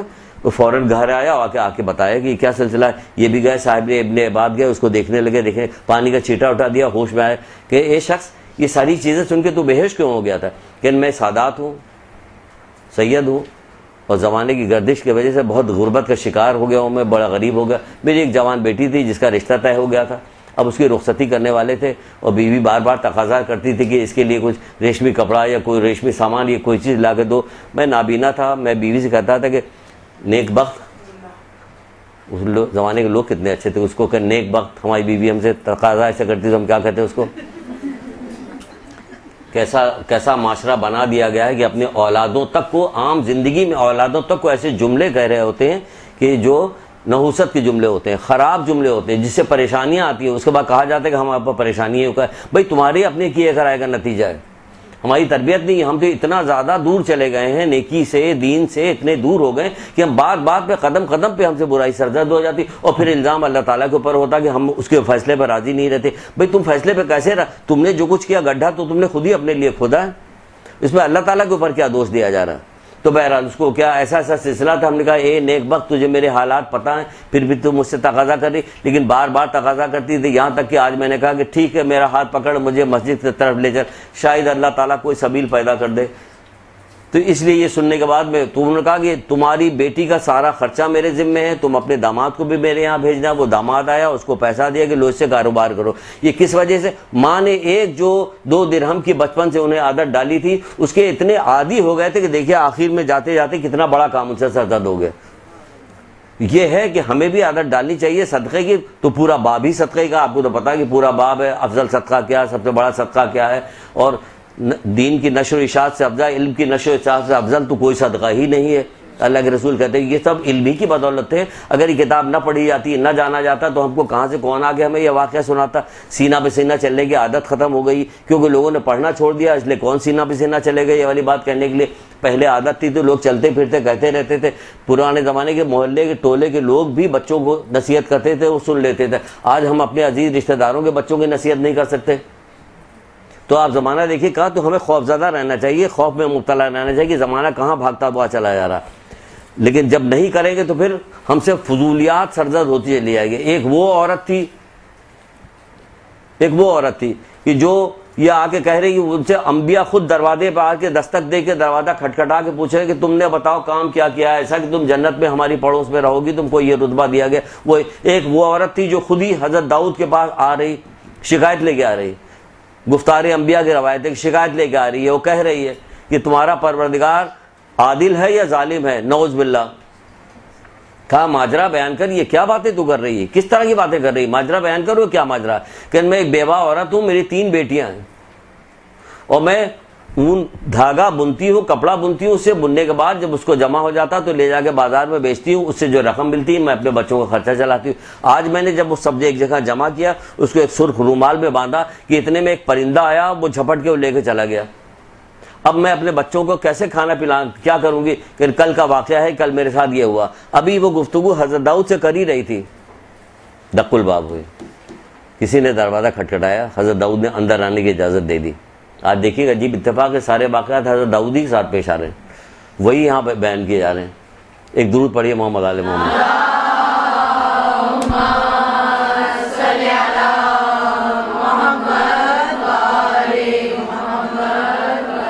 جو لوگ اندر داخل ہوئے 10 آدمی آئے اندر, کہا کہ ہم ملاح ہیں, ہم بھی کشتی میں بیٹھے ہوئے چلے جا رہے تھے, اچانک تیز ہوائیں چلنے لگی, ہماری کشتی میں سوراخ ہو گیا, ہم ڈر گئے کہ قریب ہی ہے کہ ہم مر جائیں گے. ہم لوگوں نے اللہ تعالیٰ سے دعا کی کہ پروردگار ہم ساتھ خیریت کے اگر اتر گئے تو ہم سب 100 دینار جو ہیں ہم سارے کے سارے جو ہیں اللہ کے راہ میں صدقہ کر دیں گے. دیکھیں وہی صدقے والی بات آ گئی, تو ہم نے کہا اس سے ملا دیتے ہیں, صدقہ کر دیں گے. تو پھر ایسا ہوا کہ ابھی یہ ماجرا ہو ہی رہا تھا کہ اوپر سے ایک پرندہ گزر رہا تھا, اس کی چونچ سے ایک لال سی کپڑے کی تھیلی گری جس میں بہت سارا اون کا کپڑا بنا ہوا سارا تھا. تو ہم لوگوں نے کیا کیا کہ اسی سے اس سوراخ کو بند کر دیا اور ہوا بھی رک گئی. تو جب ہم پار لگ گئے تو یہ 100 دینار 10 آدمی جو تھے وہ لے کے آئے تھے کہ یہ لے لیجئے, کسی مستحق کو دے دیجیے گا. تو حضرت داؤد نے اس عورت سے کہا کہ تیرا پروردگار خشکی تری میں تیرے ساتھ جو ہے تجارت کر رہا, تو جو ہے بدگمانی کر رہی اس کے ساتھ. تو یہی سلسلہ تو ہمارا بھی ہوگا, ہر حال میں ہمارے لیے بھلائی چاہتا, ہر حال میں ہمارے لیے بھلائی چاہتا. ہم اپنے پروردگار کی نافرمانی کر رہے ہوتے, اس کے فیصلوں پہ راضی نہیں ہوتے. میری بہنوں, میری بچوں, اللہ تعالیٰ سے ہمیں دعا کرنا چاہیے کہ پروردگار تو اپنے ہر فیصلے پہ راضی رکھ. اس راضی رہنے کے لیے ہمیں علم حاصل, جب تک ہم علم حاصل نہیں کریں گے, ان کے کلام نہیں پڑھیں گے, ہم جانیں گے نہیں, ہم کبھی راضی نہیں رہ سکتے. ہم ہمیشہ بے چین رہیں گے. کیوں کہ ہم حب دنیا میں گرفتار ہیں, ہم دنیا کی محبت میں گرفتار ہو گئے, جس کی وجہ سے ہمیں دنیا جو ہے وہ کہتے نہیں کہ دنیا, مولا کہتے نہیں یہ اس سانپ کی مانند ہے کہ جو دیکھنے میں بڑا خوبصورت ہے لیکن اندر اس کے زہر بھرا ہوا. تو یہ دنیا بھی بالکل ایسے ہی ہے. رسول اللہ کہتے ہیں یہ دنیا ہاروت و ماروت سے زیادہ جادوگر ہے, یہ جادو کر دیتی, انسان کو معاف کر دیتی ہے دنیا. تو آپ اپنی آنکھوں سے لوگ دیکھ رہے ہیں روزانہ کے, آپ اخبار یا ٹی وی آپ دیکھیں تو پہلی چیز یہی بیان کی جاتی ہے, کیا کہ قتل قتل قتل قتل. آدھا دھڑ ملا, ایک عورت کا, لڑکی کا آدھا دھڑ ملا, آدھا دھڑ غائب. تو آدھا دھڑ ملا, آدھا دھڑ غائب ہو گئی, ان کا قتل ہو گیا. ہر وقت قتل و غارت گری ہوتی رہتی. پھر بھی ہم اسی دنیا میں, پھر ہم آخرت کی طرف کیوں نہیں دل لگاتے؟ پھر کہ جب ہمیں یہاں رہنا ہی نہیں ہے اور ایسا معاشرہ ہو گیا تو پھر کیا کریں کہ تو پھر آخرت کی طرف دل لگاؤ. آخرت کی چلو وہی دل لگاتے, وہی سارا کام کرتے. بہرحال تو صدقے کی بات ہو گئی. پھر آگے بڑھتے ہیں, فرماتے ہیں مولا مشکل کشا حضرت علی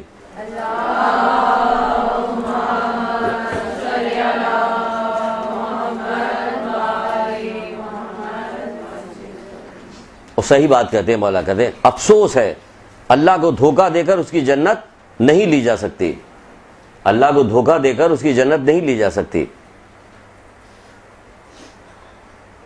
اور بغیر اس کی اطاعت کے اس کی رضامندی حاصل نہیں کی جا سکتی, بغیر اس کی اطاعت کے اس کی رضامندی حاصل نہیں کی جا سکتی.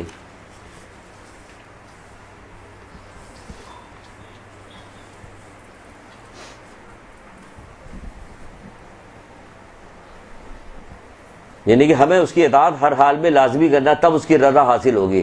تو اللہ کی رضا کی نشانی کیا ہے, کچھ پتہ چلے اس کے بارے میں. ایک روایت حضرت موسیٰ علیہ السلام نے خود ہی پوچھا تھا.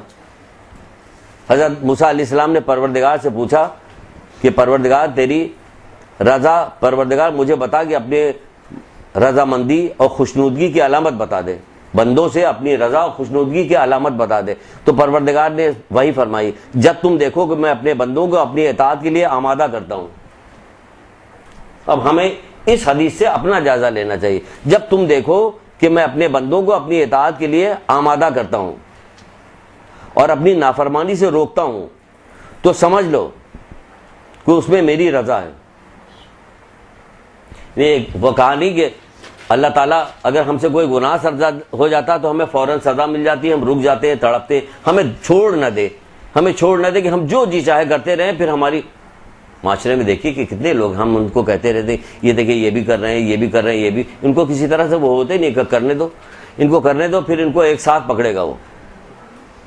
پھر یہ دنیا کی رونقوں پہ مت جاؤ, یہ ہم نے تمام لوگوں کے لیے مباح کر دی. اگر یہ دنیا اچھی ہوتی یا دنیا کی کوئی قیمت ہوتی, کتنی بار تو یہ بات بتائی گئی کہ دنیا کی کوئی قیمت ہوتی تو اللہ تعالیٰ کیا کرتا, کافر کو ایک گھونٹ پانی نہ دیتا. کہتا رہا ایک گھونٹ پانی, یعنی اس کا مطلب دنیا کو کوئی نگاہ پروردگار میں کوئی ہے ہی نہیں. اللہ کے رسول مرے ہوئے بھیڑ کے بچے کے بارے میں جب اپنے اصحاب سے پوچھتے کہ بتاؤ اس کی قیمت کیا ہوگی, تو کہتے کہ یہ اللہ کے رسول اگر یہ زندہ بھی ہوتا تو اپنے مالک کے لیے 2 درہم سے زیادہ کا نہیں تھا, کہ نہیں یہ تمہاری دنیا میری نگاہ میں اس سے زیادہ بدتر ہے. تو وہ یہ کہہ رہے ہیں, مولا علی یہ کہہ رہے ہیں, اب تمام ائمہ ہمارے یہ کہہ رہے ہیں کہ دنیا کی نگاہ میں پھر ہم کیوں مرے مٹ رہے ہیں؟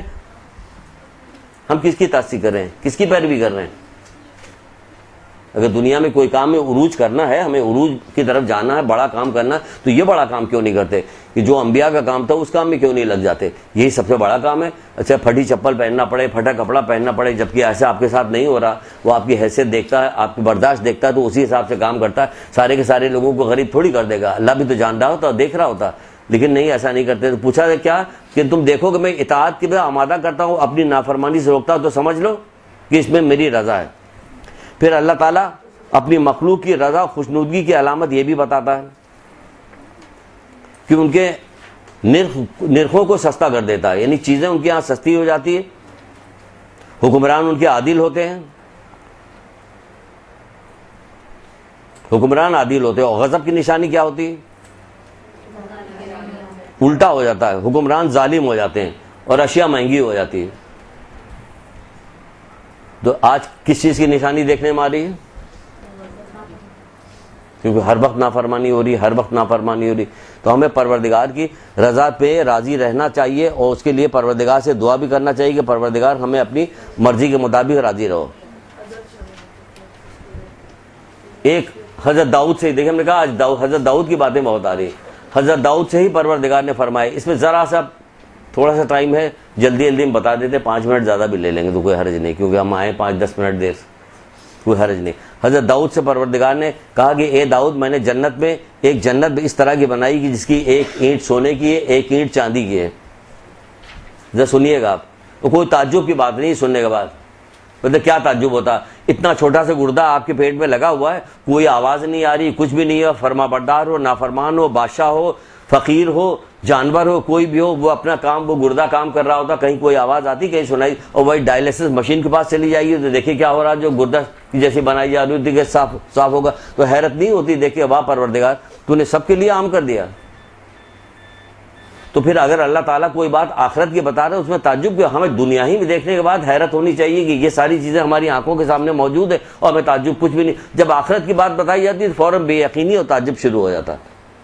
اپنے ایمان کا جائزہ راضی کیجئے, ذکر پروردگار اتنا زیادہ کیجئے, اللہ تعالیٰ کی اتنی عبادت کیجئے کہ آپ کو راضی کر لے. اس کے لیے دعا بھی کرنا چاہیے, پروردگار تو مجھے راضی کر, میرے دل میں یقین پیدا کرے. یقین پیدا کرنے کے جو سورسز ہیں, جو طریقہ کار ہیں, اس کو اپنائیے. ہر چیز کے بارے میں پوچھیے کہ ہم کو فلاں دن فلاں جو ٹیچر آئے یا لکھ کے دیجئے کہ ہم کو اس باب کے اوپر, اس چیز کے اوپر ہمارا درس ہونا چاہیے کہ اس چیز میں ہمارے اضافہ ہو جائے. ہم تو صرف آپ کو اشارہ دے کے جاتے ہیں, علماء آتے ہیں پھر آپ کو بتاتے ہیں, ہم کو آپ کو اشارہ دیتے ہیں, یوں کہا جائے بھڑکا رہے ہیں آپ کو, تاکہ علماء سے سوال کریں. کیسے کیسے سوال کسی زمانے میں ائمہ سے لوگ کیا کرتے تھے, اور کتنی بہترین جواب ملتا تھا جس سے علم حاصل ہوتا تھا. آج نہ کوئی سوال کرتا, نہ کوئی علم حاصل ہوتا, کچھ بھی نہیں ہوتا, سب ویسے کے ویسے معاملہ. تو بہرحال وہ فرماتے ہیں جنت میں 1 اینٹ سونے کی ہوگی, 1 اینٹ چاندی کی ہوگی, چھت اس کی زمرد کی ہوگی. اتنا بڑا زمرد آج کے دور میں, اتنا بڑا زمرد اگر صحیح ہے, اصلی ہے, تو ایک تو ملے گا نہیں آپ کو, جعلی, ہر چیز جعلی ہے. کیا چیز جعلی نہیں ہے اس دور کے اندر, ہر چیز ملے گا تو آپ سمجھیے کتنے ہزار روپے کا ہوگا. اصلی بہترین زمرد جو A کوالٹی کے, اور جنت میں جب چھت زمرد کی ہوگی تو کیا وہ B کوالٹی کی ہوگی؟ دنیا بنائی گئی ہے نقصان کے لیے، آخرت نقصان کے لیے تھوڑی بنائی. تو کہا کہ چھت اس کی زمرد کی ہوگی، گارا یاقوت کا ہوگا. گارا سمجھتی ہیں جو مسالہ ملایا جاتا ہے جس سے اینٹ کے اوپر ایک اینٹ رکھی جاتی ہے، گارا جو ہے یاقوت کا ہوگا. اور اس کی یاقوت کی مٹی اس کی خوشبودار کستوری کی ہوگی. کستوری ہرن کی ناف سے نکلنے والی ایک خوشبو ہوتی ہے، اس کو کہتے ہیں کستوری خوشبو. مشک و عنبر جو کہی جاتی ہے وہ ساری چیزیں ہو گیا. اور اس کی جو پتھر اس کے ہوں گے وہ لولو کے ہوں گے، موتی اور لولو کے اس کے پتھر ہوں گے. اور اس کے رہنے والی جو ہوگی حوریں ہوں گی. اے داؤد کیا تمہیں خبر ہے یہ میں نے کس کے لیے بنائی ہے؟ آپ بتائیے کس کے لیے بنائی ہوگی؟ نہیں یہ تو موٹا نہیں بتا دو. اگر ہم کو اتنا سنایا جاتا ہم سے پوچھا جاتا تو بتا دو، ہم بھی نہیں سکتے تھے کیا ہے، کیونکہ بہت ساری چیزیں ہیں. لیکن یہاں پہ پروردگار کیا کہہ رہا ہے؟ یہ تو جب تک پڑھیں گے نہیں، جانیں گے نہیں، وہ حدیث دیکھیں گے نہیں، تب تک نہیں پتہ چلے گا. بہت ساری چیزیں اللہ کے رسول بھی بہت ساری چیزیں اسی طرح پوچھا کرتے تھے لوگوں سے. وہ جواب دیتے کہ نماز ہوگا، روزہ ہوگا، جہاد ہوگا. تو اللہ کے رسول کہتے تھے تم نے جو کچھ کہا سب اپنی جگہ پہ صحیح ہے، لیکن جو میں نے پوچھا تھا وہ جواب نہیں ہوا. تو اسی طرح یہاں پہ جو اللہ تعالیٰ کہنا چاہتا ہے وہ نہیں ہوا. تو حضرت داؤد خود کہہ رہے ہیں کہ پروردگار معلوم نہیں. تو حضرت داؤد نے کہا معلوم نہیں تیری عزت کے قسم پروردگار. تو اللہ تعالیٰ نے فرمایا، کیا فرمایا؟ اللہ فرمایا میں نے یہ تیار کی ایسے لوگوں کے لیے جو مصیبت کو نعمت اور نعمت کو مصیبت جانتے ہیں. جو مصیبت کو نعمت اور نعمت کو مصیبت جانتے ہیں. تو جب مصیبت پڑتی تو کیا ہوتی؟ چھوٹی سی مصیبت لے لی، مصیبت پڑتی، بیمار پڑ گیا بچہ، بخار آ گیا، 2 دن بعد ٹھیک ہو جائے گا، ڈاکٹر کے علاج. لیکن کیا ہوا؟ وقتی طور پر ماں باپ پریشان ہو گئے تو کیا کرتے ہیں؟ فوراً دعا کرنے لگتے ہیں، تسبیح پڑھنے لگتے ہیں، سورہ پڑھنے لگتے ہیں، صدقہ نکالنے لگتے ہیں. تو یہ نعمت بنی کہ نہیں نعمت بنی؟ کہ ہم نے اس کے تھرو کیا کام کروایا؟ پروردگار نے کیا کام ہم سے لے رہا؟ ہم دیکھیں صدقہ کر رہے ہیں، دعا کر رہے ہیں، اللہ سے مناجات کر رہے ہیں. اور اس وقت اگر کوئی کھیل تماشے کے لیے بھی کہا جائے تو ہم اس پر رکے ہوئے ہیں. یعنی کسی نافرمانی، وہ عادی نافرمان کہتے ہیں برتھ ڈے پارٹی وہاں چلا کہ نہیں ہم نہیں جائیں گے، بچے کی طبیعت نہیں ٹھیک ہے ہم نے. تو اس گناہ سے بھی آپ بچ گئی جہاں جا کے بے پردگی ہونے والی تھی، گانا بجانے آنے. تو کتنی چیزوں سے روک لیا پروردگار نے آپ کو. اسی چیز کو بڑا کر لیجئے یا اسی چیز کو چھوٹا کر لیے. تو جب تک تم جو شخص مصیبت کو راحت اور راحت کو مصیبت جانتا ہوں اس کے لیے ہم کریں گے، راحت کو مصیبت اور مصیبت کو راحت. تو ہمیں ہر چیز پہ صبر کر کے غور کرنا چاہیے کہ پروردگار کیا چاہتا ہے. موسیٰ جانے لگے حضرت موسیٰ مناجات کے لیے تو اپنے نیچے ساتھی کو چھوڑ کے چلے گئے کہ پروردگار اس کی حفاظت کرنا چاہے. وہاں سے پلٹ گیا، دیکھا ایک شیر چیڑ پاڑ کے کھا گیا. تو ان کو کہا پروردگار تجھ سے زیادہ حفاظت کرنے والا کون ہو سکتا ہے؟ تو یہ حضرت موسیٰ پہ مصیبت نازل ہو. کہنے اے موسیٰ ذرا آسمانوں کی طرف تو دیکھو. جب آسمان کی طرف دیکھا اس بندے کا بلند مقام ہو، اس کی وہ نعمتیں دیکھی، کہا پروردگار میں راضی ہوں، اے پروردگار میں راضی ہوں. تو یہاں تو کھول کے ایک ہی چیز بتائی جا رہی ہے کہ تم وہاں کیا دیکھو گے، تم مشاہدہ کیا کرو گے. تم محمد صلی اللہ علیہ وسلم کے ماننے والے ہو تو ہم سب کچھ تم کو یہی دکھا دیں گے.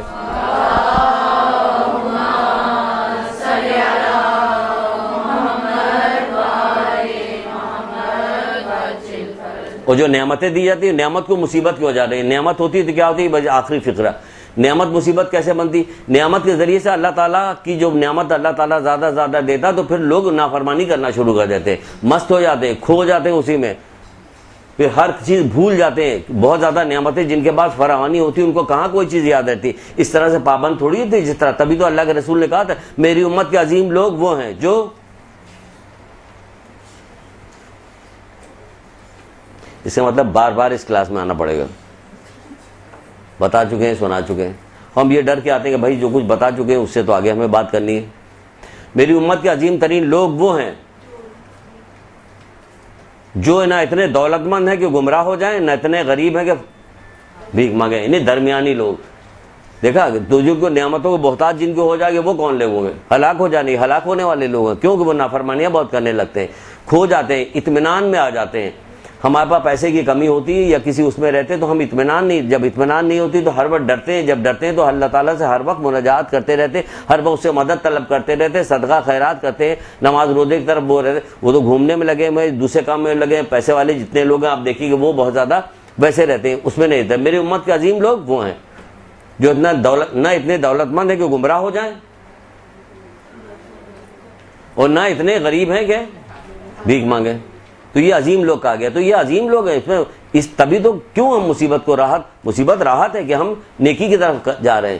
اچھے کام کر رہے ہیں، دعا کر رہے ہیں، مناجات کر رہے ہیں، اللہ تعالیٰ سے لگے ہوئے ہیں، بہت بری اور فضولیات سے ہم بچے ہوئے ہیں، تو یہ راحت ہے، ان کے لیے یہ جنت تیار کی گئی، آپ کے لیے جنت تیار کی گئی۔ آپ کو تو ایسے بھی بہت ساری مصیبتوں میں اللہ تعالیٰ نے ویسے بھی گھیرا ہوا، چاہے وہ نیکوکار ہو، چاہے بدکار ہو، چاہے امیر ہو، چاہے غریب ہو، آپ کو ایک مصیبت میں ڈالا ہوا ہے کہ تم محمد آل محمد سے محبت کرتے ہو تو تمہارے وہاں مصیبت تو آئے گی، تم ہر طرح سے تم کو الزام لگایا جاتا ہے، ہر طرح سے تم کو برا بھلا کہا جاتا ہے، سب کچھ ہوتا ہے، ہر وقت آپ کے اوپر خوف کی ایک تلوار لٹکی رہتی ہے، سب کچھ ہو رہا ہوتا ہے نا، اس کے باوجود بھی اگر ہم غفلت کریں تو بھئی اللہ تعالیٰ تو کہے گا نہیں کہ ہم نے تو تمہیں ہر طرح سے یہ چاہا تھا کہ تمہارا رخ جو ہے آخرت کی طرف رہے، لیکن اس کے باوجود تم غافل رہے، تو اب تم کیے کرائے کا نتیجہ بھگتو، جبکہ تمہاری بہت سارے لوگ شفاعت کرنے والے بھی ہوں گے، لیکن کتنے دن بعد شفاعت ہوگی یہ خبر نہیں، کیونکہ ہر آدمی کی شفاعت الگ الگ طریقے سے الگ الگ دنوں میں ہوگی۔ تو اللہ تعالیٰ ہمیں محفوظ رکھے اس بات سے کہ ہم اس کی نافرمانی کریں اور اس کی رضا میں راضی نہ رہیں۔ دعاؤں میں یاد رکھیے گا۔ السلام علیکم ورحمۃ اللہ وبرکاتہ۔ درود پڑھیے محمد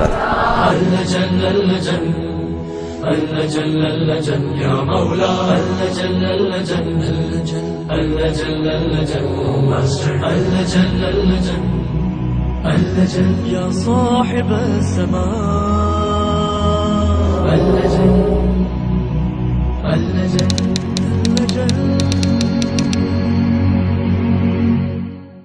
یہ کیسے ضائع ہو گئی ہے؟ ایسے ہی ضائع ہو گئی۔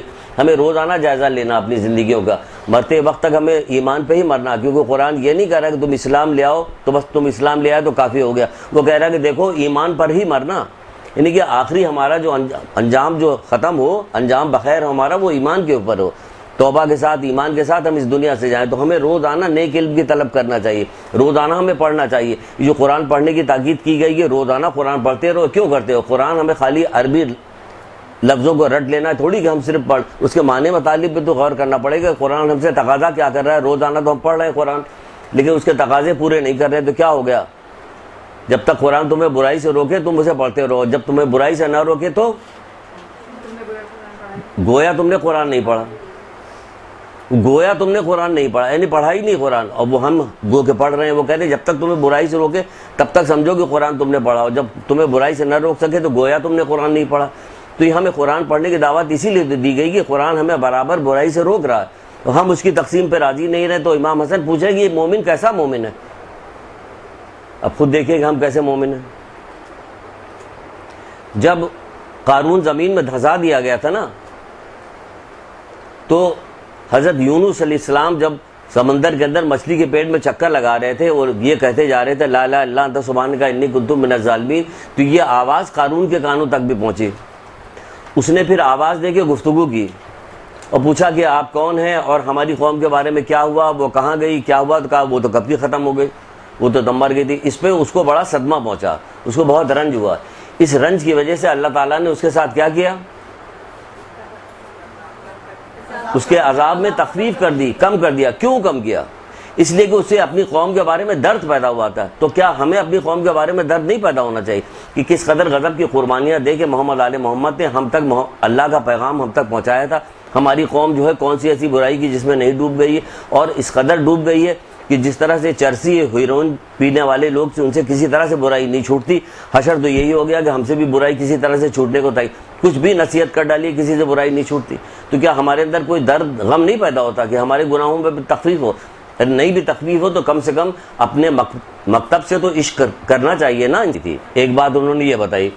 دوسری بات انہوں نے کہ دو چیزیں، دو خصلتیں ہمارے میں تھی، ایک یہ والی خصلت کہ تنہائی ہو یا محفل ہو، ہمیں اللہ تعالیٰ کی نافرمانی کرتے ہوئے حیا آتی تھی، اور اپنی تقدیر کی کمی بیشی پہ ہم راضی رہتے تھے۔ یہ دو چیزیں بتائی۔ تو آج ہم نے موضوع پکڑا ہے، لیا ہے اس بات کا کہ ہم اللہ تعالیٰ سے راضی رہتے ہیں کہ راضی نہیں رہتے، یعنی راضی برضا ہیں یا نہیں ہیں، ہم کن لوگوں میں ہمارا شمار ہوتا ہے۔ تو ہم اس کی کچھ حدیث سنائیں گے آپ کو، کچھ واقعات بتائیں گے، پھر اس سلسلے میں کچھ باتیں کریں گے کہ ہم کون لوگ ہیں، اللہ تعالیٰ کی جو مرضی ہوتی ہے، اس کی جو قضا و قدر ہوتی ہے، اس پہ ہم راضی ہوتے ہیں یا راضی نہیں ہوتے، ہم کیا کرتے ہیں۔ بہت سارے احکامات، بہت سارے بات پروردگار کی طرف سے بتائی جاتی، پورا قرآن موجود ہے، نہ جانے کتنی حدیثیں، کتنے واقعات سب بیان کیے گئے۔ ہماری تربیت کیسی ہوئی ہے، ہم لوگ کیسے ہیں کہ ہم کسی بات پہ راضی نہیں ہوتے، کسی بات پہ بھی اللہ تعالیٰ کی راضی ہونے کو ہم تیار نہیں ہوتے۔ تو آج ہماری گفتگو اسی پہ ہوگی کہ دیکھیں کہ یہ جو بندے تھے یہ اللہ کے رسول نے ہی یہ بات بتائی کہ یہ قبروں سے نکلیں گے اڑتے ہوئے جنت پہ چلے جائیں گے اور جنت کی نعمتوں سے فیضیاب ہونا شروع ہو جائیں گے. فرشتے دیکھیں حیرت کر رہے ہیں. جب انہوں نے یہ والی بات بتائی تو فرشتوں نے کہا کہ پھر تو یہ حق تمہارا ہی تھا, یہ حق تمہارا تھا کہ یہی تو دو چیز ہے اصل, کہ اللہ تعالیٰ کے فیصلے پر راضی رہیں ہم اور نافرمانی نہ کریں, چاہے مجمع ہو یا محفل میں ہو یا تنہائی میں ہو. اللہ کی نافرمانی کرتے ہوئے ہمیں حیا آتی تھی. حیا تو بہت دور کی بات ہے, ہم تو مجمع میں بھی نہیں ڈرتے ہیں. بے پردہ عورت جو گھوم رہی ہوتی جس کو کہا جاتا ہے کہ تم حجاب کرو, تو وہ کب کہا جاتا کہ کمرے میں حجاب کرو؟ حجاب تو کہا ہی جاتا کہ باہر نکل رہی تو کہا جا رہا ہے حجاب کرو, تو ان کو کہاں ڈر پیدا ہو رہا؟ حیا آنا تو بہت دور کی بات ہے. جو سامنے لوگ موجود ہیں ان سے حیا نہیں آ رہی. وہ کہہ رہے ہیں ہمیں اللہ تعالیٰ کی نافرمانی کرتے ہوئے مجمع ہو, محفل ہو یا تنہائی ہو, اللہ تعالیٰ کی نافرمانی کرتے ہوئے ہمیں حیا آتی. تو یہ کون لوگ تھے؟ ان کی کیسی تربیت ہوئی تھی؟ ہمارے ساتھ کیا ہوا جو ہماری یہ تربیت کیسی کی گئی ہے کہ جس کی وجہ سے ہمیں چاہے محفل ہو یا تنہائی ہو, ہمیں کسی جگہ بھی اللہ تعالیٰ کی نافرمانی کرتے ہوئے ہمیں حیا محسوس نہیں ہوتی ذرا بھی. تو ہم نے سوچا کہ آج ہم اس بات کو اٹھاتے ہیں کہ ہم اللہ تعالیٰ کے شکر گزار بندے ہیں, راضی رہتے ہیں اس کے کہ نہیں راضی رہتے ہیں, ہم اللہ تعالیٰ کے فیصلوں پہ راضی رہتے ہیں کہ نہیں راضی ہے. تو اس پہ ہم نے کچھ حدیثیں انسان کو اپنی مکتب سے تو محبت ہونی چاہیے نا. مکتب سے محبت کی نشانی یہی کہ ان کو برائی سے روکا جائے, ان تک پیغام پہنچایا جائے. آپ اپنے آپ کو اس قابل بنائیے کہ ہم ان کو برائی سے روکیں. اسی میں آپ کی شہرت بھی ہونی چاہیے. بلکہ شہرت تو خیر غلط لفظ استعمال کیا ہم نے, شہرت تو اللہ تعالیٰ کو پسند ہی نہیں کسی بات کے لیے. شہرت مطلب کہ آپ اسی بات سے پہچانی جائیے کہ آپ جہاں جائیے گا تو لوگوں کو نصیحت کیجیے گا, جہاں جائیے گا لوگوں کو دو بات بتائیے گا, ان کو سمجھائیے گا. تو اس طرح سے کیا ہوگا, بات آگے نکلے گی, بڑھے گی. حالانکہ جو سمجھانے کے مقام تھے وہ تو سب زیرو ہو گئے, کوئی بات بتائی نہیں جاتی تو بہرا. تو یہ سارا سلسلہ ہے اس سلسلے میں کہ ہمیں اللہ تعالیٰ کا شکر گزار بندہ اس کے فیصلوں پہ راضی رہنا چاہیے. کہاں فیصلوں پہ راضی ہے؟ اگر کسی کے یہاں لڑکی پیدا ہو جائے, پورا معاشرہ گواہ ہے, سب آپ جانتی کہ کیا ہوتا ہے کہ کسی طرح سے راضی ہونے کو تیار نہیں ہوتے اس کے اوپر, کہ وہ لوگ تو گانا بجانا بھی کرتے ہیں, وہ لوگ تو فلاں برا کام بھی کرتے ہیں, ان کے یہاں تو بے پردہ بھی لوگ گھومتے ہیں, لیکن پھر بھی ان کے یہاں لڑکے پہ لڑکا, لڑکے پہ لڑکا ہوتا جا رہا. ہمارے یہاں کوئی نہ, ہم کتنی دعائیں کر رہے ہیں, کتنی بھائی راضی نہیں ہوں. دو روایتیں آپ کو ملتی ہیں, ہمیں دو روایتیں ملتی ہیں ازواج در اسلام نام کی کتاب میں. ایک کتاب ہے جس کا نام ہے ازواج در اسلام. اب آپ فوراً پوچھیں کہ کس کی لکھی ہوئی کتاب ہے؟ آیت اللہ مشکینی کی لکھی ہوئی ہے.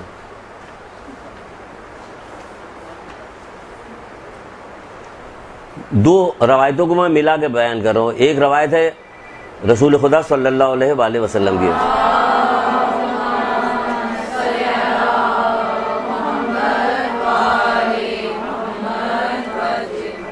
اور ایک ہے چھٹے امام جعفر صادق علیہ السلام کی.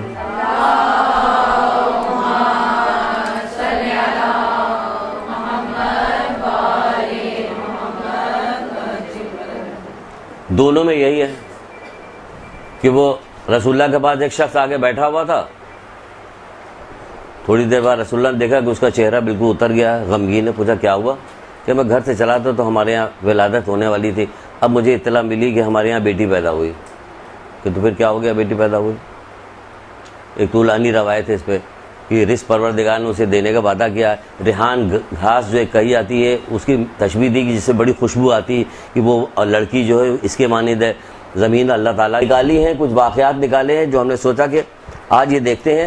یہ پرانی کلاس ہے تو اس پہ کچھ گفتگو کرنے میں لطف آئے گا, مزہ آئے گا. کچھ چیزیں آپ سمجھتی ہیں جلدی سمجھ جائیے گا, جلدی تو خیر کیا سمجھ جائیے گا, لیکن کوشش کرتے ہیں کہ سمجھ جائے. امام حسن علیہ السلام کا ایک قول سنیے.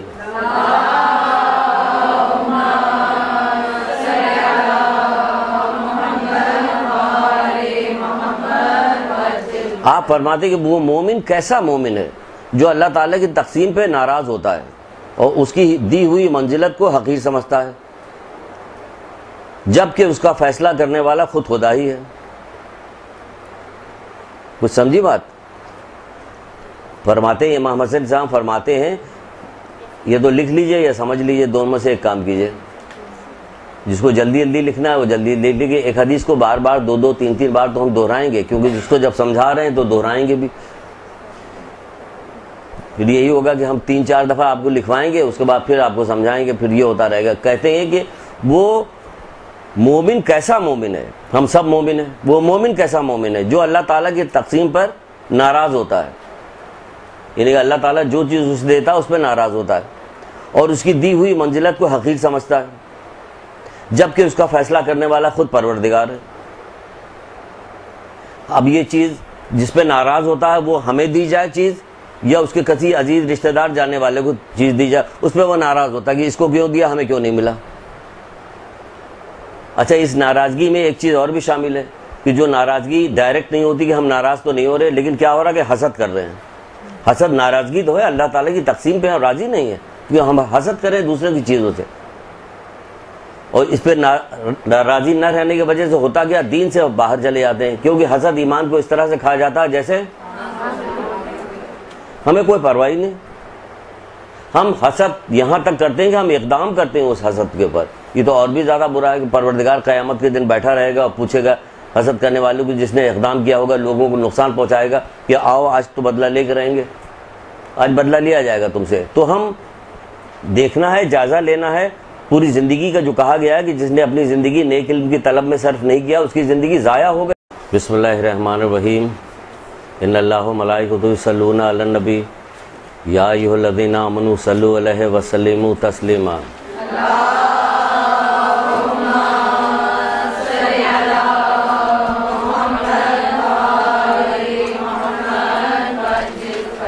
بسم اللہ الرحمن الرحیم، ایاک نعبد و ایاک نستعین، درود پڑھیے محمد آل محمد۔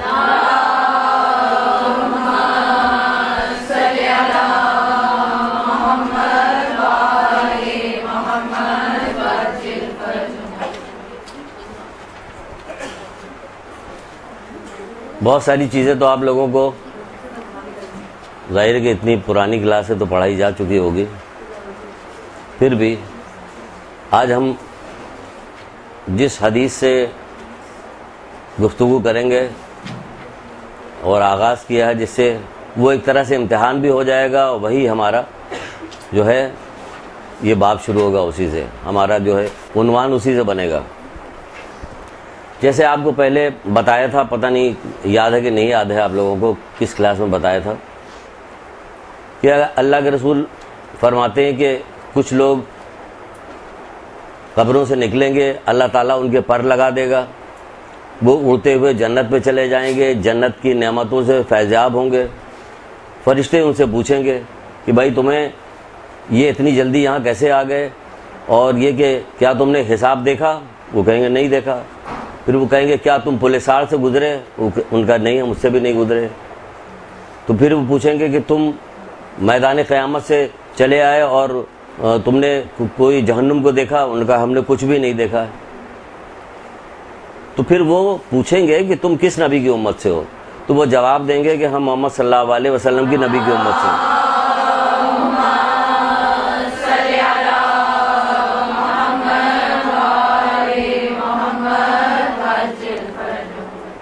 تو پھر فرشتے کہیں گے کہ تم نے دنیا میں کون سا ایسا عمل کیا تھا کہ جس کی وجہ سے قیامت کی ہولناکیوں سے تم لوگ بچ گئے ہو؟ تو دیکھیے کہ وہ جواب میں یہ کہتے ہیں کہ ہم تنہائی میں ہوں یا محفل میں ہوں، اللہ تعالیٰ کی نافرمانی کرتے ہوئے ہمیں حیا آتی